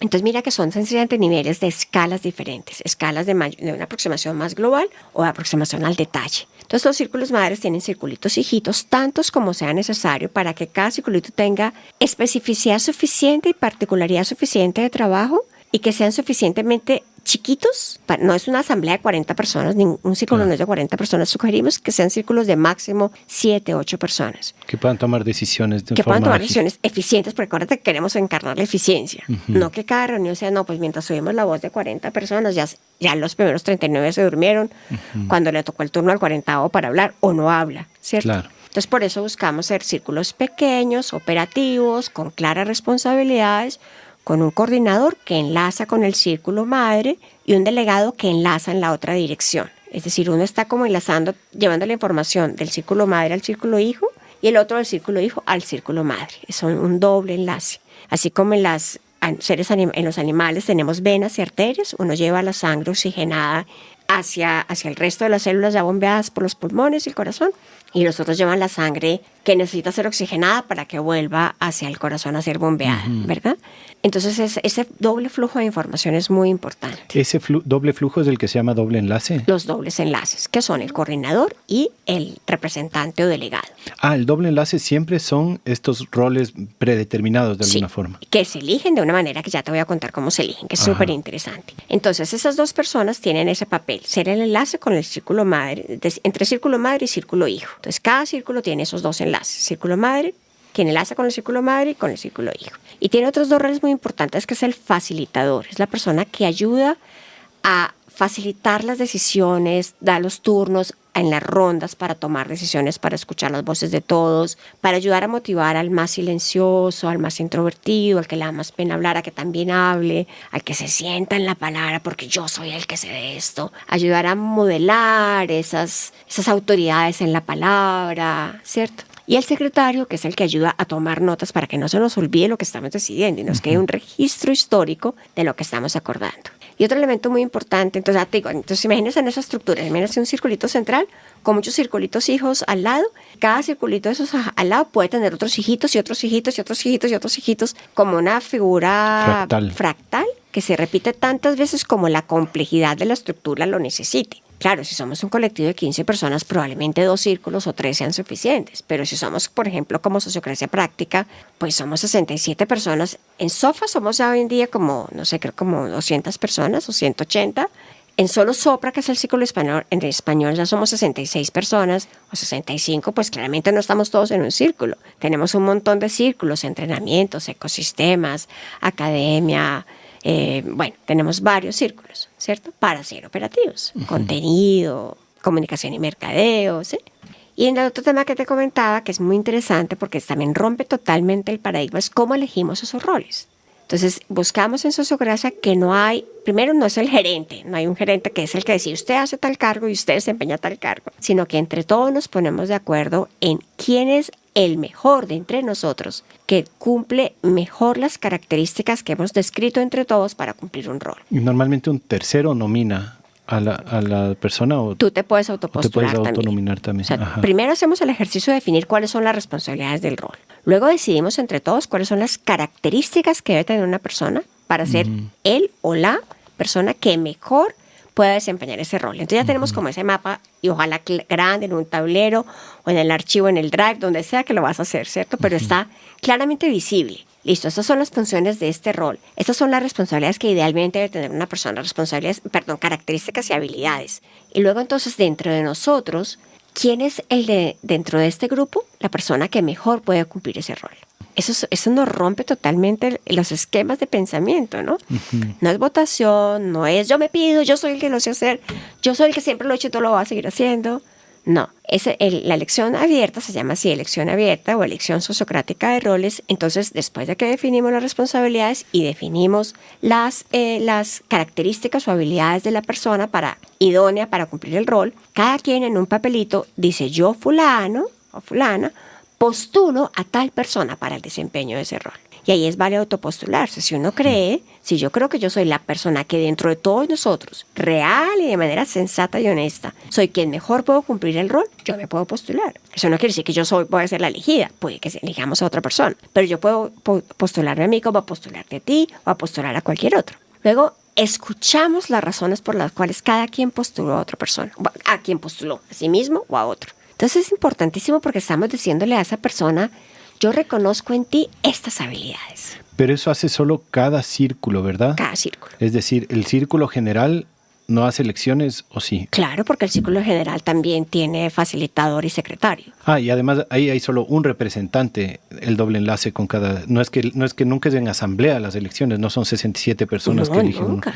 O sea, incluso el círculo general es un círculo pequeño porque tiene solo representantes de cada otro círculo. El círculo general está formado por los dos enlaces de sus circulitos hijos. Ajá. Y cada circulito hijo está formado por los dos enlaces de sus círculos hijos, los dos enlaces a su círculo madre, y otros miembros. No todos los miembros son enlaces, ¿cierto? Recuérdame, los dos enlaces eran el coordinador y ¿qué otro? Y el delegado o representante. Ya. Entonces, imagínate ese rompimiento de paradigma tan tremendo de elegir así. Es totalmente diferente a lo que normalmente hemos conocido, ¿no? Cuando tú escuchas de tu comunidad, de tus integrantes, de ese círculo, de esa empresa, de esa universidad, de ese colectivo, de esa escuela. Bueno, esto funciona en cualquier organización social. Y de hecho hay aplicaciones sociocráticas o organizaciones de muy diferente índole aplicando sociocracia, pues eligen así su coordinador, su delegado, su facilitador y su secretario o secretaria. Entonces te elegimos a ti porque reconocemos en ti esta habilidad. No porque eres mi amigo, no porque es que eso se hace en la rosca, no es porque eres el que no sé qué. No, porque ya dijimos cuáles son las características ideales y reconocemos en ti que esas características tú eres el que mejor las cumples. Y te elegimos y te empoderamos. Entonces, mírate, y alcanza a imaginarte como el sostén de la sociedad que te está diciendo a ti, de ese grupo humano que te está diciendo a ti, tú vas a ser el mejor de nosotros para cumplir ese cargo. ¿Y cómo haces cuando tienes 2, 3 nominados, todos quieren hacerse cargo de ese rol? Entonces, eso es una labor muy importante del facilitador. En ese momento, después de que todos escuchamos los criterios con los cuales cada quien postuló a alguien o a sí mismo, nos damos una segunda ronda de poder cambiar la nominación. Porque puede que yo no conozco tanto a algún miembro de este grupo, pero escuchando lo que Marta dijo de Juan, yo puedo decir, yo había postulado a María porque yo sabía que María tenía esas características, pero escuchando lo que Marta dijo de Juan, yo quiero cambiar mi postulación por Juan. Entonces, mira, esa segunda oportunidad nos permite como repensar nuestra postulación o confirmarla si sigo pensando que es la mejor opción, pero tenemos mucha más, primero, cohesión social, ¿no? Tenemos mucha cohesión social, estamos reconociéndonos y explícitamente diciendo qué valores y qué características vemos en cada miembro del grupo, cuáles no vemos, y ojo, porque aquí se mueven muchas emociones, ¿no? Alguien que se siente que es, él, ¿no? El requete guau para desempeñar un rol y puede que nadie lo postula. Wow, ¿qué pasó? Pero ¿por qué no ven en mí que yo soy la mejor persona para este cargo? ¿Cómo es que no lo ven, no? Bueno, ¿qué pasa en ti, no? ¿Qué pasa en ti que los demás compañeros no están viendo en ti esas características? Entonces, esa parte de la sociocracia es muy hermosa, la elección abierta o la elección sociocrática de roles. Lo llamamos abierta porque además no hay candidatura, no es que tú tienes que hacer campaña política para ganar adeptos, ¿no? Claro. Para ganar votos, ¿no? Es qué has mostrado de ti, qué habilidades ha visto el grupo de ti y qué no habilidades has mostrado que el grupo lo está viendo. Nos has contado ya un poco de la estructura, un poco de las elecciones. Cuéntanos un poco de cómo es la toma de decisiones. Muy hermosa. La toma de decisiones se llama consentimiento.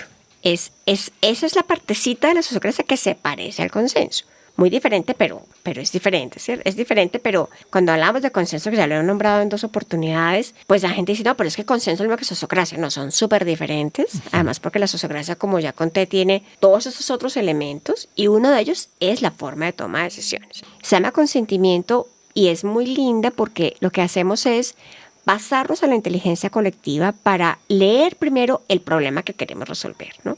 Como diagnosticar esa realidad sobre la cual necesitamos tomar una decisión, intervenir, o un problema que queremos resolver, o un desafío, sea el que sea que queremos resolver o enfrentar. Entonces, como que leemos el problema juntos, escuchamos la inteligencia colectiva de cómo estamos viendo el problema o la realidad que queremos intervenir. Y luego construimos entre todos una propuesta. Se llama creación colectiva de propuestas. O también es válido que le pedimos a alguien o alguien llega con una propuesta un poco madurada para que avance el proceso, ¿cierto? Pero no llega con una propuesta decidida, sino propuesta, ¿no?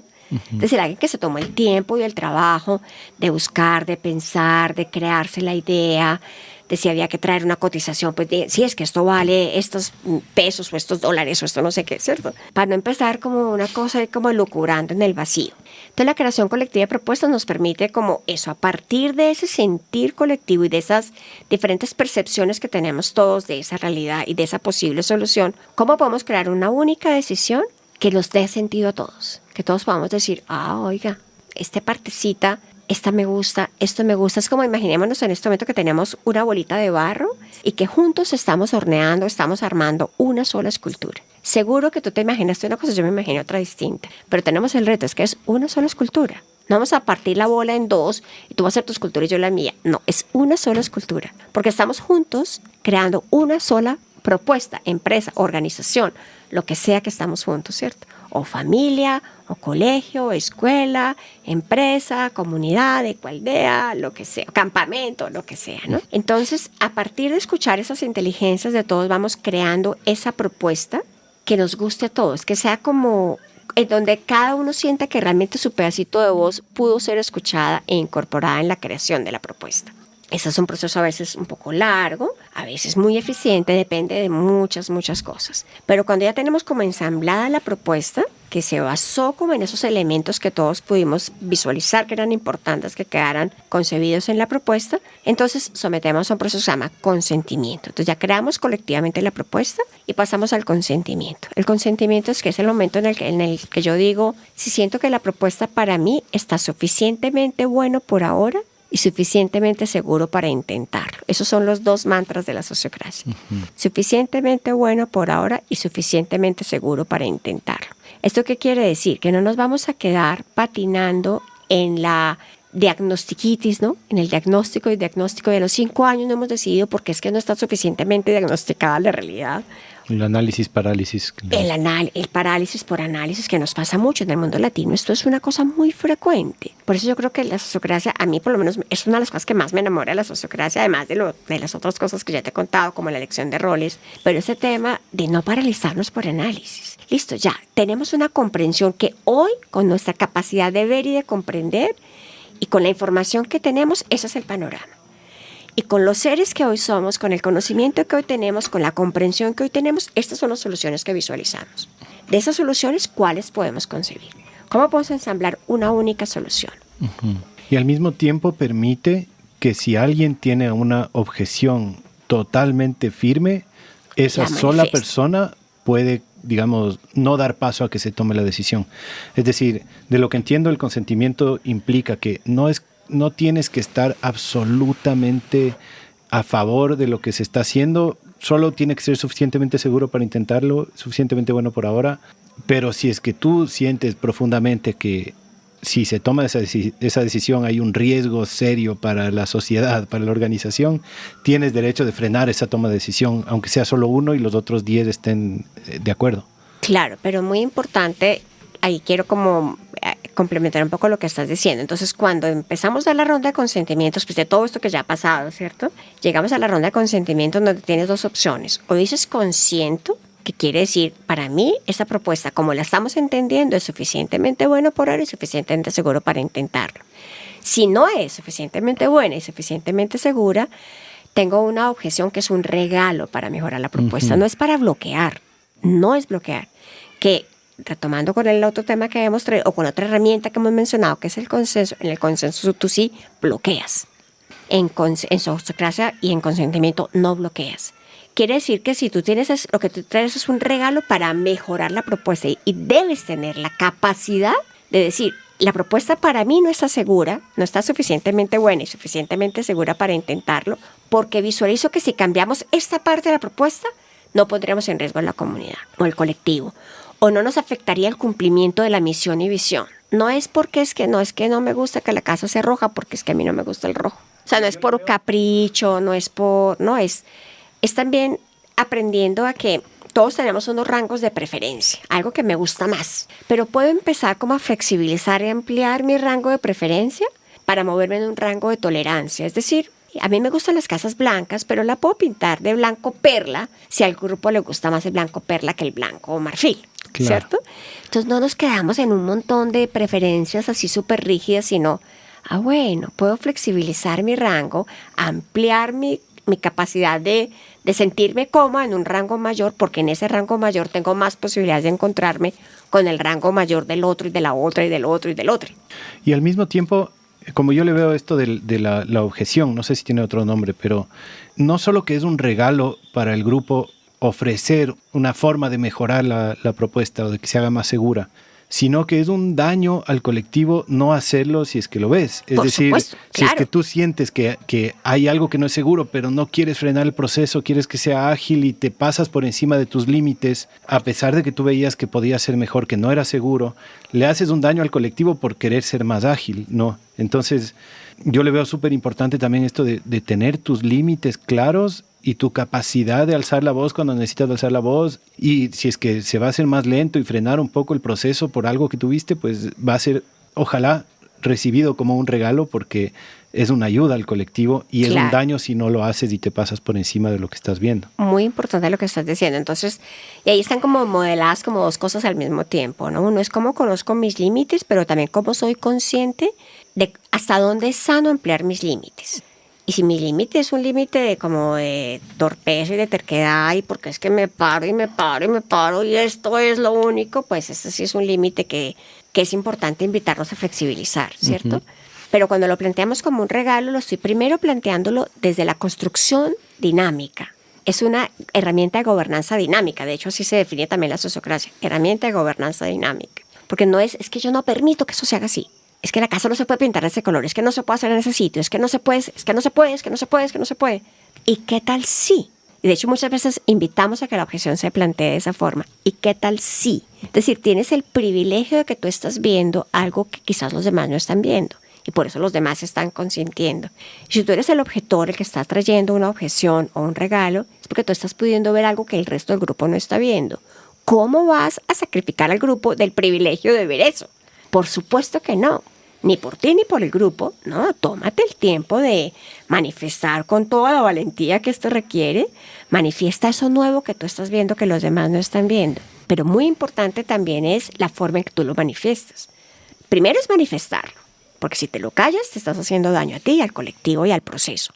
Pero también si lo manifiestas, es importante que lo puedas manifestar con ese lenguaje que desde el corazón salga como un lenguaje propositivo, de construcción colectiva. Chicos, ¿y qué tal si, o compañeros, o lo que sea, como le llames a tus compañeros de trabajo, qué tal si a esta propuesta le hacemos este cambio?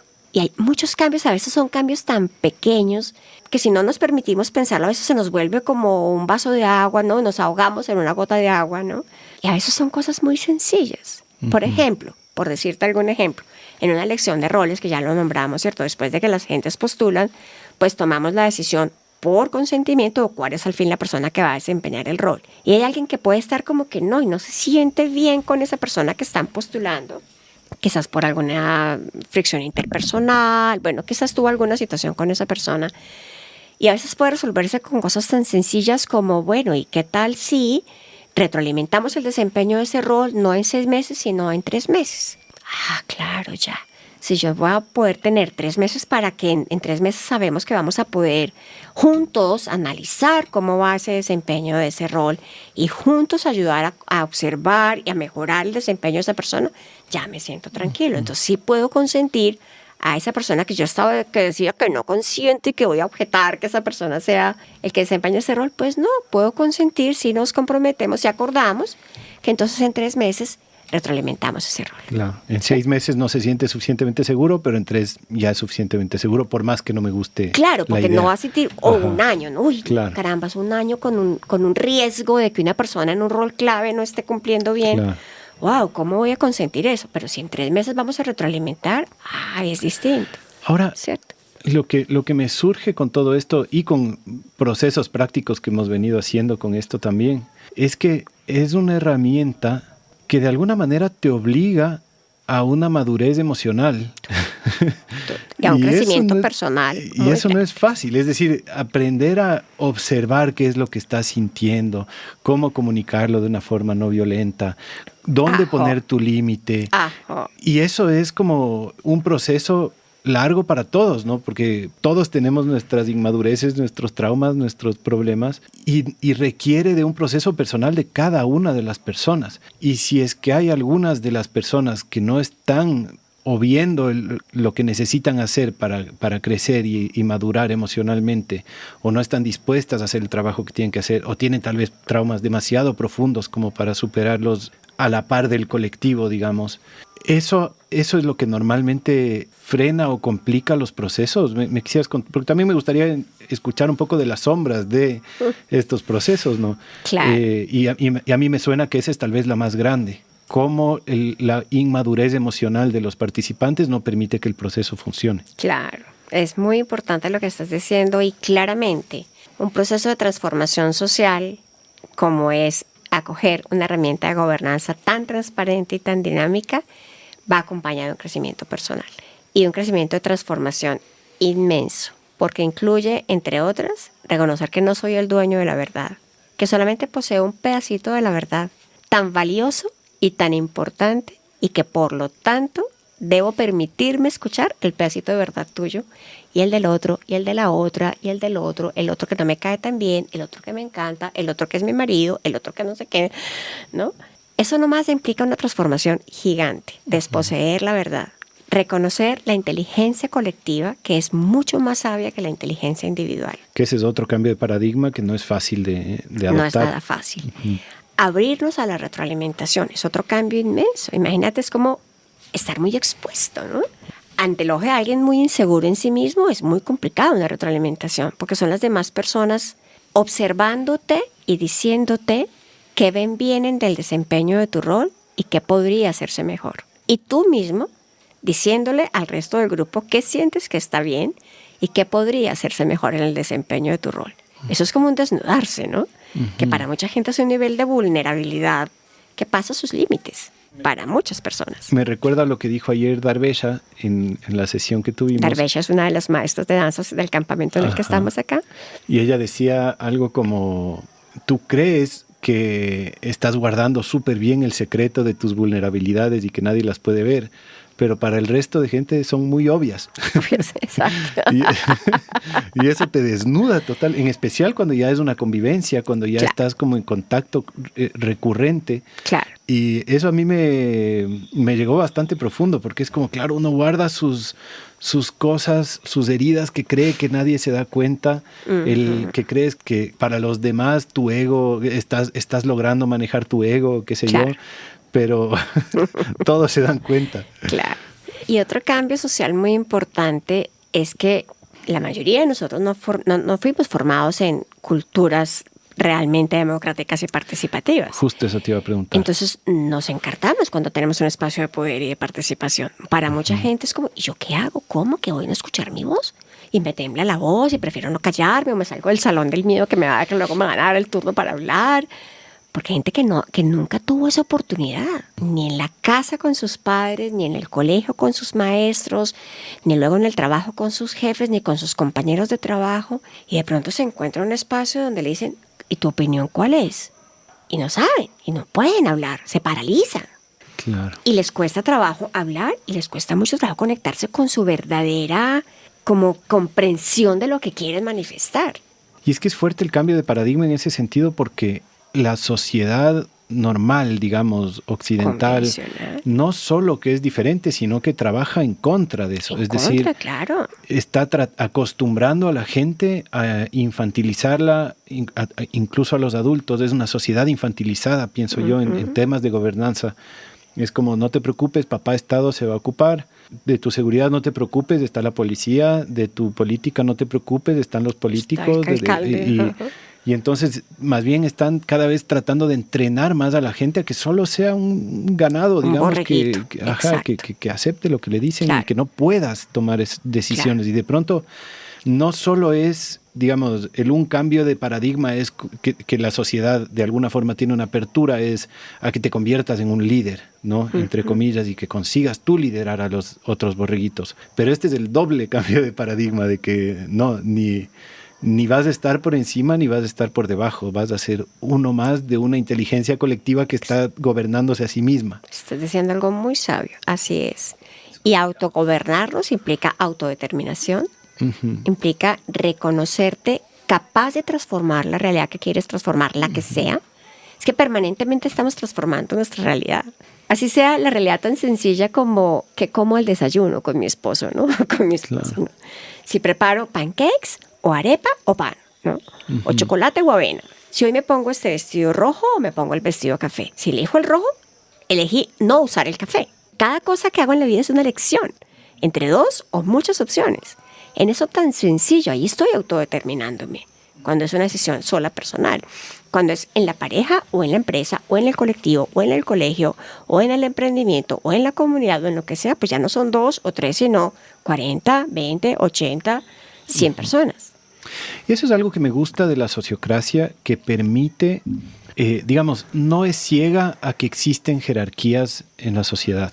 Es decir, rompe con el modelo jerárquico total, en el sentido de que hay una cabeza y todos por debajo, pero no rompe con la existencia de la jerarquía, porque sí existen jerarquías en la naturaleza y existen jerarquías en los grupos sociales, pero estas jerarquías de alguna forma son dinámicas y de alguna forma también son distribuidas. Corrígeme si me equivoco, pero de lo que yo entiendo, si es que tú estás ocupando un rol, ese rol tiene un dominio sobre alguna cosa común o tiene una responsabilidad o una función sobre el colectivo, y la persona que ocupe ese rol puede tener el poder, la jerarquía de ejecutar sobre eso, por supuesto dentro del modelo de gobernanza que ya has explicado, pero sí tiene una capacidad de acción ágil sobre las cosas que se le han asignado.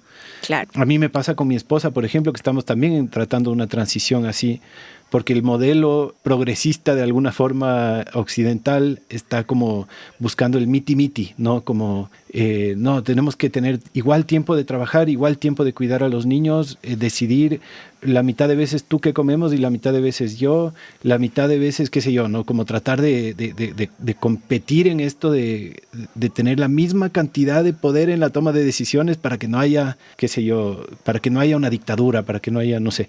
Pero últimamente hemos estado en la transición de no, tal vez tú con tu energía, con tu conocimiento, tienes más capacidad de decidir para la familia sobre estas cosas y yo sobre otras, y entregarle la confianza a que esa persona tenga jerarquía sobre algunos dominios. Claro. Pero no todo. Entonces sí existe jerarquía, pero no es total. Claro, pero algo que quisiera como moldear un poco de lo que estás diciendo es que no es liderar sobre, sino liderar con. No, es muy diferente. Claro que hay liderazgos y reconocemos y honramos los liderazgos y hacerlos explícitos es muy importante. Lo importante también es cómo moldeamos ese liderazgo, no ese liderazgo sobre, como un ejercicio de poder. Entonces eso es muy diferente cuando yo ejerzo, una persona ejerce, por ejemplo, el rol de coordinador o el rol de facilitador. Es un rol de harto poder. Claro, tienes el poder de decirle a una persona en una reunión, termina tu frase porque queremos tener el tiempo de escuchar a los demás. Estoy ejerciendo un gran poder sobre ti, Ajá. ¿cierto? Pero no te estoy diciendo, oye, ya cállate. Oye, deja de hablar bobadas. No, te estoy diciendo, oye, ¿puedes terminar por favor tu frase? Necesitamos que los demás tengan tiempo de hablar. Entonces, ¿cómo me posiciono en el desempeño de mi rol?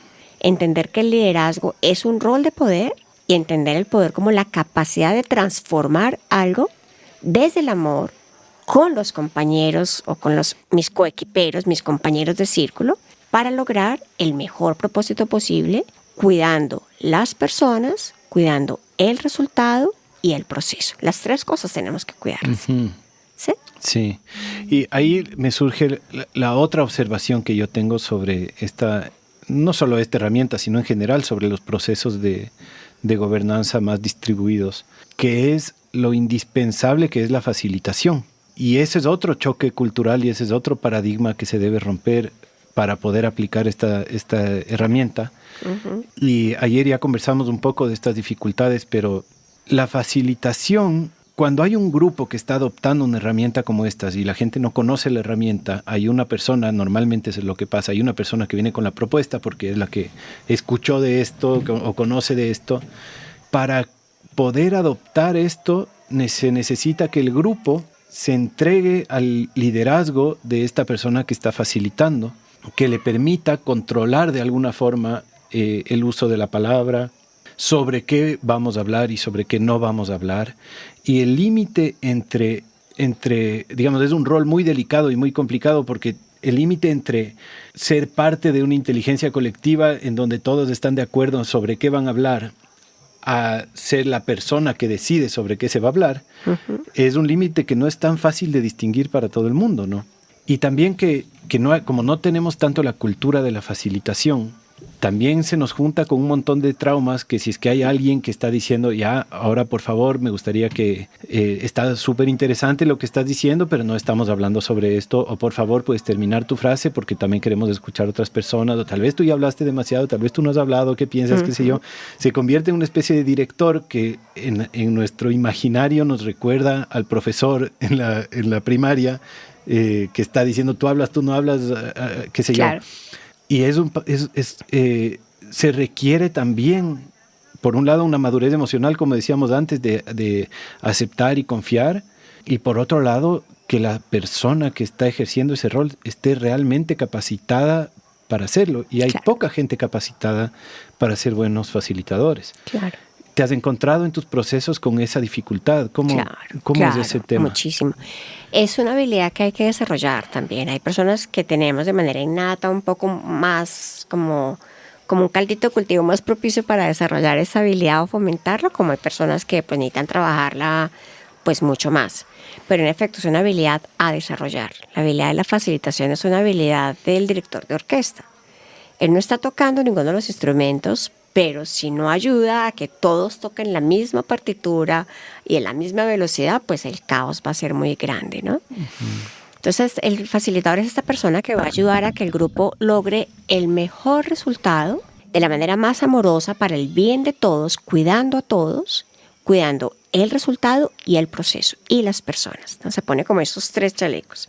¿Cómo puedo sortear con las energías, con los liderazgos, con la tensión, con el cansancio? Si es una reunión virtual con el que no le está funcionando bien la señal, con el que se le apagó el micrófono, bueno, con tantas cosas que es necesario lidiar para lograr esta armonía, ¿no?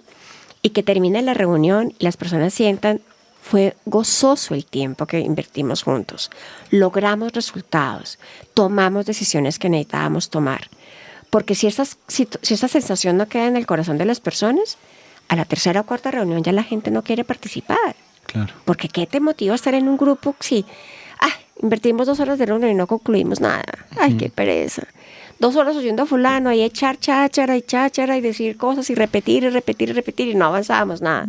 O yo pensé que iba a una reunión a hablar de tal tema, pero estamos hablando de tal otro. Todas esas situaciones debemos evitarlas. Es sano para el grupo evitarlas. Entonces, por eso empezamos las reuniones primero teniendo una agenda sugerida, es decir, una lista de temas de los cuales queremos hablar, porque o vienen de la reunión pasada, o si tenemos un grupo de chat de WhatsApp, ya ahí se dijo, por favor, tal tema es importante, o alguien le dijo a este facilitador, mira, por favor, para la siguiente reunión, yo necesito 5 minutos para hablar de este otro tema, en fin. Se llega a la reunión con una agenda sugerida y con el tiempo que le queremos dedicar a cada tema de la agenda. Listo, tenemos 2 horas para esta reunión, entonces estamos proponiendo para este tema con 10 minutos, este que es más grueso, 25 minutos, a este 5 minutos, a este 1 minuto porque solamente una información. Bueno, en fin. Y lo primero que hacemos en la reunión es ponernos de acuerdo en esa agenda. Y ya, entonces ya sabemos cuál es la partitura, en qué página de la partitura vamos a empezar. Y empezamos la reunión sabiendo que el primer tema es este, el segundo es este, el cuarto es este. Y si surgen en el momento del calor de la conversación otros temas, el facilitador tiene todo el derecho, porque la comunidad le ha entregado ese poder de decir, este tema que estás trayendo, te agradezco que estás trayendo esta otra información, vamos a anotarlo como tema pendiente para la siguiente reunión, porque hoy, como ves, ya no nos alcanza el tiempo. Pero muchas gracias, lo estamos tomando como nota para que no se nos quede a considerar en la siguiente reunión. Entonces, mira, claro que es un rol de mucho poder, pero es un poder que el grupo le está asignando a esa persona, porque lo eligió sociocráticamente. Ojalá, ¿cierto? Sí. Claro. Si el grupo está cogiendo sociocracia, pues parte de lo que es importante que haga es que elija sociocráticamente a los roles, entre otros al del facilitador. O sea, ya el grupo le está diciendo a esa persona, te empoderamos a ti, te damos todo el poder para que cojas la batuta de director de orquesta. Claro. Y en especial en grupos de rebeldes, como solemos ser los... Anarcos totales. Claro, no es fácil.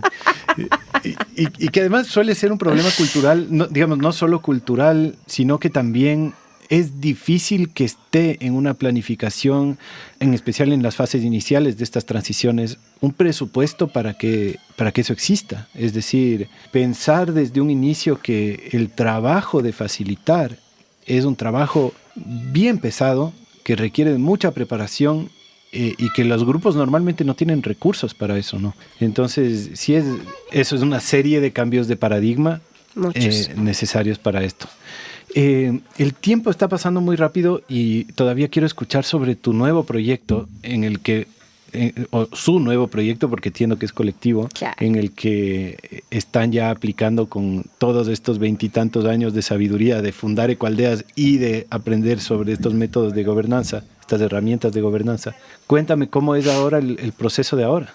Claro, entonces es muy lindo porque después de estos largos caminos, mi compañero y yo, como te dije, ya pues no estábamos contentos y resultó como que teníamos, en un asunto como de 2 meses, resultaron 3 amigos visitándonos y los 3 manifestándonos interés de crear una nueva ecoaldea o una nueva comunidad intencional. Dijimos mi compañero y yo, pues que nos lanzamos a abrir un nuevo proyecto, a empezar un nuevo camino, a empezar de cero un nuevo camino, porque empezar un nuevo proyecto es empezar de cero, con todo el bagaje que traigas histórico, cultural, de formación, de experiencias, pero implica la creación desde cero. Y bueno, dijimos sí, ya no tenemos los 30 años que teníamos cuando arrancamos nuestro camino, pero sí dijimos, bueno, asumamos el reto, el desafío, la energía, el esfuerzo que implica. Entonces nos hemos juntado varias personas, en este momento somos 9 personas que formamos 6 núcleos familiares y conformamos la ecoaldea Aquamonte en San Carlos, Antioquia. Es un área de Colombia que está llena de bosques, quebradas, aguas, charcos, cascadas, hermosa, una zona de una biodiversidad hermosísima que estuvo muy afectada por el conflicto armado colombiano, que pues muy seguramente todos los que nos han escuchado han conocido el conflicto armado, han escuchado las trágicas noticias del conflicto armado de Colombia. ¿Eso es noroccidente? Es en el noroccidente de Colombia. Ya. Antioquia es un departamento que queda en noroccidente y esta zona es en el oriente de ese departamento. Ya. Pero es noroccidente de Colombia, sí.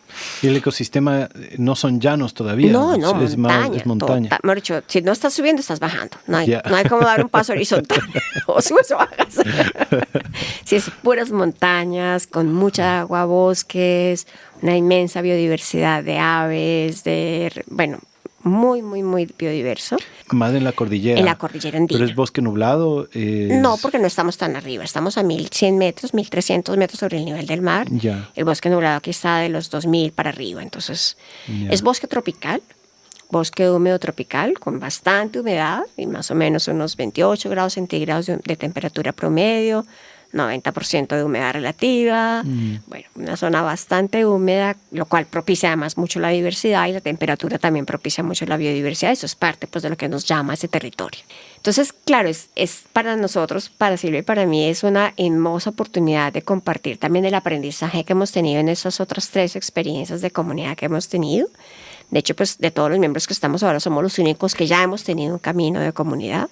lo cual claramente nos pone también en un rol de liderazgo, porque pues tenemos la experiencia, no solo de las 3 experiencias de Ecoaldeas que hemos vivido, sino que yo estaba muy involucrada con el tejido colombiano de asentamientos sustentables, Casa Colombia con el tejido latinoamericano, con el tejido global.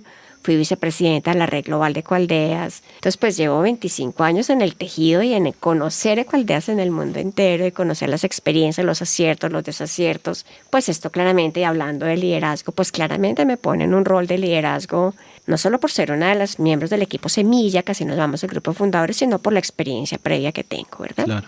A la vez que el desafío de cómo modelo ese liderazgo, ¿cierto? Y cómo estamos generando estrategias para co-crear esta orquesta entre todos. Acogimos desde el comienzo la sociocracia como nuestra herramienta de gobernanza, lo cual ha implicado también el aprender, el enseñar, el que todos aprendamos, el que otros aprendan a facilitar, a ser secretarios, a tomar notas, a elegir roles. Bueno, todo lo que te he contado lo estamos aprendiendo en la práctica, además de pues algunos talleres de capacitación pues que también yo he ofrecido, ¿cierto? Entonces, bueno, estamos abiertos a nuevos miembros, somos 9 personas en este momento y estamos abiertos a nuevos miembros. Ecoaldea Aquamonte, todavía no existimos en redes sociales, no nos busquen por ahí todavía. Pero si nos pueden, las personas que estén interesadas nos pueden escribir al correo electrónico ecoaldea.aquamonte@gmail.com, que estamos también inaugurando, porque además les quiero contar que habíamos elegido otro nombre, nos llamábamos Comunidad Semilla de Vida y hace una semana, decidimos rebautizarnos porque algunas personas del grupo no estaban contentos con el nombre, aunque lo habíamos elegido sociocráticamente. Había un grupo de personas que no se sentían del todo identificadas y bueno, elegimos hace una semana este nuevo nombre. Estamos abiertos a nuevos miembros, tenemos un momento, llevamos 2 años y medio de ideación del proyecto, de creación del tejido social, que es otro gran aprendizaje para mí. Las otras experiencias anteriores, como te dije, hicieron una oferta y a los 2 meses ya estábamos yéndonos a vivir a la tierra. ¿Cómo? Allá resolveremos todo. En Aldea Feliz decidimos alquilar la tierra, nació la iniciativa y a los 2 meses estábamos teniendo la primera convivencia, al mes otra, y luego ya estábamos decidiendo irnos a vivir juntos a la tierra. Con 0 acuerdos, no habíamos construido acuerdos. No habíamos conocido cómo íbamos a decidir quiénes éramos, para qué nos estábamos juntando. Habíamos decidido algunas cositas, pero wow, la construcción de acuerdos fuertes se vino ya estando en la convivencia y eso es muy complejo y es parte de lo que hizo, como te dije, el nacimiento complejo del proceso, ¿no? Entonces, en este caso, yo fui ya muy clara en entender y decirle al grupo, chicos, no empecemos por comprar la tierra. Había compañeros que decían, ya, primero la tierra. Yo, no, chicos, tomémonos todo el tiempo que necesitemos para sentirnos hermanos, para conocernos, para saber quiénes somos, para qué nos juntamos, cómo queremos tomar decisiones, cómo queremos resolver conflictos, qué va a pasar cuando alguien se quiera retirar o cuando le queramos pedir a alguien que se retire porque su energía no está siendo positiva para el grupo. Todas esas cosas permitámonos preguntárnoslas antes de estar juntos en una tierra, antes de asumir el reto de comprar una tierra. Porque cuando ya tienes el reto de comprar una tierra, ya tienes una inversión económica importante, muy importante, incluso en los patrimonios familiares de varias personas. Ya tienes un reto gigante que pesa mucho y no le da tanto espacio a esa parte de la cohesión social, de lo que llamamos, en el mundo Ecoaldea le llamamos la infraestructura invisible.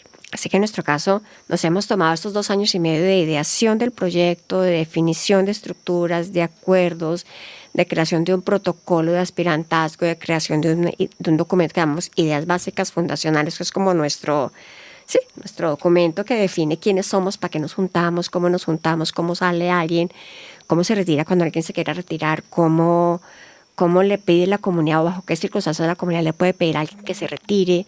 Bueno, aprendimos sociocracia, estamos implementando sociocracia, haciendo acuerdos económicos, haciendo todo lo que necesitamos de infraestructura invisible hasta que dijimos en diciembre, estamos listos para comprar una tierra. Ya hicimos la oferta por la compra de una tierra en San Carlos, Antioquia.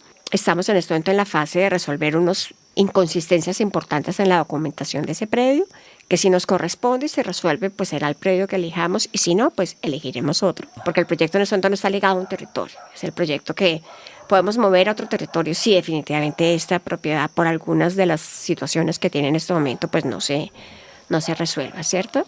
Hemos hecho varias etapas de aspirantazgo y en este momento vamos a abrir una nueva etapa que es una convocatoria abierta y permanente.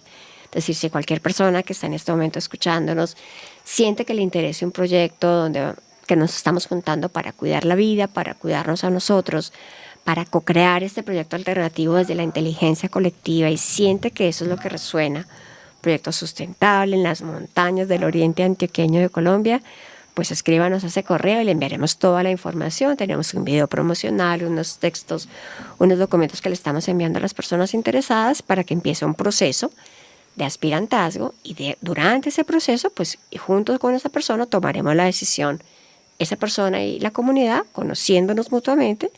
Es como un noviazgo, ¿no? Tú después del noviazgo decides si te vas a vivir junto o no con esa persona. Queremos tomarnos ese tiempo de noviazgo porque sabemos muy claramente que la hermosura de una vida en comunidad y el gozo del compartir depende, entre otras, que tú te sientas que estás compartiendo con gente con la que resuenas ideológicamente, con la que resuenas en la forma de co-crear propuestas, en la forma de tomar decisiones, que resuenas en las cosas que haces. Claro. Si no resuenas es una cosa muy desgastante energéticamente. ¿Y nos puedes dar una idea, por ejemplo, de qué tipo de requisito han puesto como para los aspirantes? Me imagino, por ejemplo, que uno de los básicos es que acepten la sociocracia como modelo de gobernanza, por ejemplo. Sí, y que acepten todos los acuerdos que ya tenemos escritos. O sea, porque hemos creado un proyecto a lo largo de 2 años y medio. Entonces, lo primero que debe leer la persona es este documento de ideas básicas fundacionales y decirnos explícita y conscientemente si los acoge o no. Dentro de ello está, elegimos la sociocracia como nuestra herramienta de gobierno. Que me imagino yo que esa serie de acuerdos uno los acepta como suficientemente buenos por ahora, pero ya al ser parte también ya tiene como capacidad de cambiar acuerdos. Los acuerdos no están escritos en piedra, supongo. Claro, no están escritos en piedra, pero es muy importante cuando tú llegas a un proceso que ya lleva 2 años de maduración, que no llegues con la intención en tu corazón, me uno porque voy a cambiar todo lo que han construido. Claro. Que muchas veces eso está la intención de las personas, ¿cierto? Claro. Entonces, no, si tu intención es cambiar lo que hemos construido, pues mejor crea tu otro proyecto, que sin duda será interesante y será como tu propio proyecto. Pero cuando tú te unes a un proyecto que ya lleva un tren andado, tienes que tener la nobleza de reconocer que la gente le ha camellado con mucho amor. Que cada cosa que se ha creado y que se ha construido, cada palabra que está en ese documento, en los estatutos, en todas las cosas que hemos creado, se ha creado con tanto amor y con tanta devoción que puedes hacer ofrendas para cambiar, claro, y hemos tenido, de hecho, con el último grupo de aspirantes que entraron, ahí surgió una propuesta de un cambio fundamental, que hemos, wow, pero fue muy importante, y acogimos el cambio, ¿cierto? Pero entonces, claro, lo primero que queremos es que acoges lo que hemos construido. Entre ellos está el acuerdo de la sociocracia, están nuestros acuerdos de tenencia de la tierra, están nuestros acuerdos económicos, nuestros acuerdos de resolución de conflictos, de cómo entra o sale una persona, del protocolo de aspirantazgo, bueno, un documento bastante completo. Me muero por verlo. Con todo gusto te lo paso, claro que sí. Chévere. ¿Y qué modelo de tenencia de la tierra han escogido para este proyecto? Elegimos que vamos a conformar una figura jurídica que se llama asociación. De hecho, ya tenemos los estatutos construidos colectivamente, acogimos la sociocracia acogimos tener una figura jurídica que es la asociación, y la asociación será la dueña de la tierra. Lo que tenemos las personas que formamos parte, somos miembros de la asociación, tenemos una membresía en la asociación, y la asociación nos entrega un comodato para el uso privado del pedacito de tierra donde cada quien va a hacer su casa. Y esa es la figura jurídica que más estamos recomendando en este momento en el mundo de Ecoaldeas. No es una persona que es dueña de la tierra, no es la sociedad común y proindiviso que ya conté que tiene algunos problemas y que lo hemos incluso en carne propia experienciado. Estas 2 experiencias complejas las hemos vivido. Y ahora entendemos, y personas como Carlos Rojas, que ya lo hemos mencionado, que es ahora un gran entrenador en las figuras jurídicas de Ecoaldeas. Él es, entre otras, quien promueve mucho la asociación como la figura jurídica que es la tenencia de la tierra, es la asociación. O sea, la asociación Ecoaldea Coamonte será quien compra la tierra. ¿Y has experimentado alguna vez con fideicomisos de tierras comunitarias, lo que suelen llamar Community Land Trust, esto es el CLT? Yo no. En Colombia conozco el caso que se desarrolló, la comunidad Villa Maya se construyó con la figura de fideicomiso. No conozco sus aciertos, sus desaciertos o qué figuras tuvo, cómo fue la experiencia en detalle. Pero lo que me cuenta una de las personas que vive allá es que fue muy compleja, pero no puedo dar información detallada porque no la conozco en detalle. Y aquí no sé si existe, pero en Ecuador hay una ley de comunas en donde también existe la figura jurídica de comuna. En Colombia solo existe para comunidades negras o comunidades indígenas. Los que no somos minorías étnicas no tenemos figura de propiedad comunal de la tierra. En Colombia no. Pero nada te lo prohíbe. Por ejemplo, la figura común y aprendiz es una figura legal en Colombia.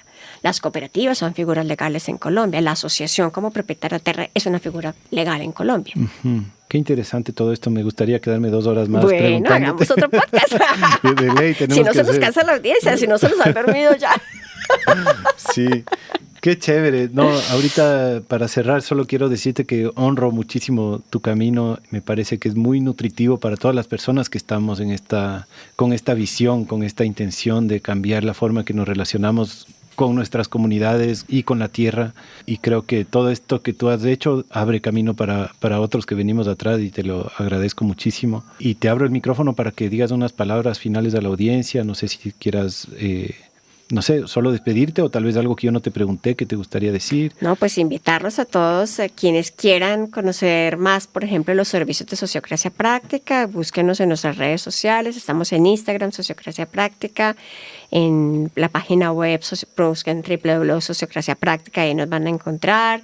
Nuestros talleres, nuestros servicios de consultoría, de facilitación, todo lo que quieran desde Sociocracia Práctica. Para aprender más, ofrecemos talleres de facilitación para ayudar a las personas a desarrollar su habilidad en facilitación, sus habilidades en sociocracia. Y desde la comunidad Semilla, me sigue quedando Semilla de Vida, como digo, hace unas semanas nos rebautizamos desde la Ecualdea Acuamonte, pues puertas abiertas para nuevos miembros y también para amigos y aliados, ¿no? Gente que querrá visitarnos. Vamos a abrir también voluntariados, campamentos, y queremos tener una red muy amplia de amigos, así que pues pronto estaremos apareciendo en redes sociales, pero por lo pronto en nuestro correo electrónico nos pueden contactar para que sigamos construyendo este mundo mejor, el mundo que merecemos vivir todos, un mundo que cuida la vida, que regenera, cuida el tejido social, que cuida a las personas, que cuidamos la infancia, que cuidamos la vejez, que nos cuidamos a todos para vivir bien, para el buen vivir. Qué valioso. Todos esos enlaces vamos a poner ahí en las notas del episodio. Muchas gracias. Muchísimas gracias. Y gracias a ti, por Beatriz. invitarme. Muchas gracias. Un honor. Y a los que nos han escuchado, pues muchas gracias. Espero que esta conversación haya inspirado algo en sus caminos y quedo en total disposición de escucharles, recibirles comentarios, opiniones y bueno, a ti muchas gracias por esta invitación y seguimos tejidos en red y en familia, en tribu. Lindísimo. Gracias, Beatriz, y gracias a todos. Chao, chao.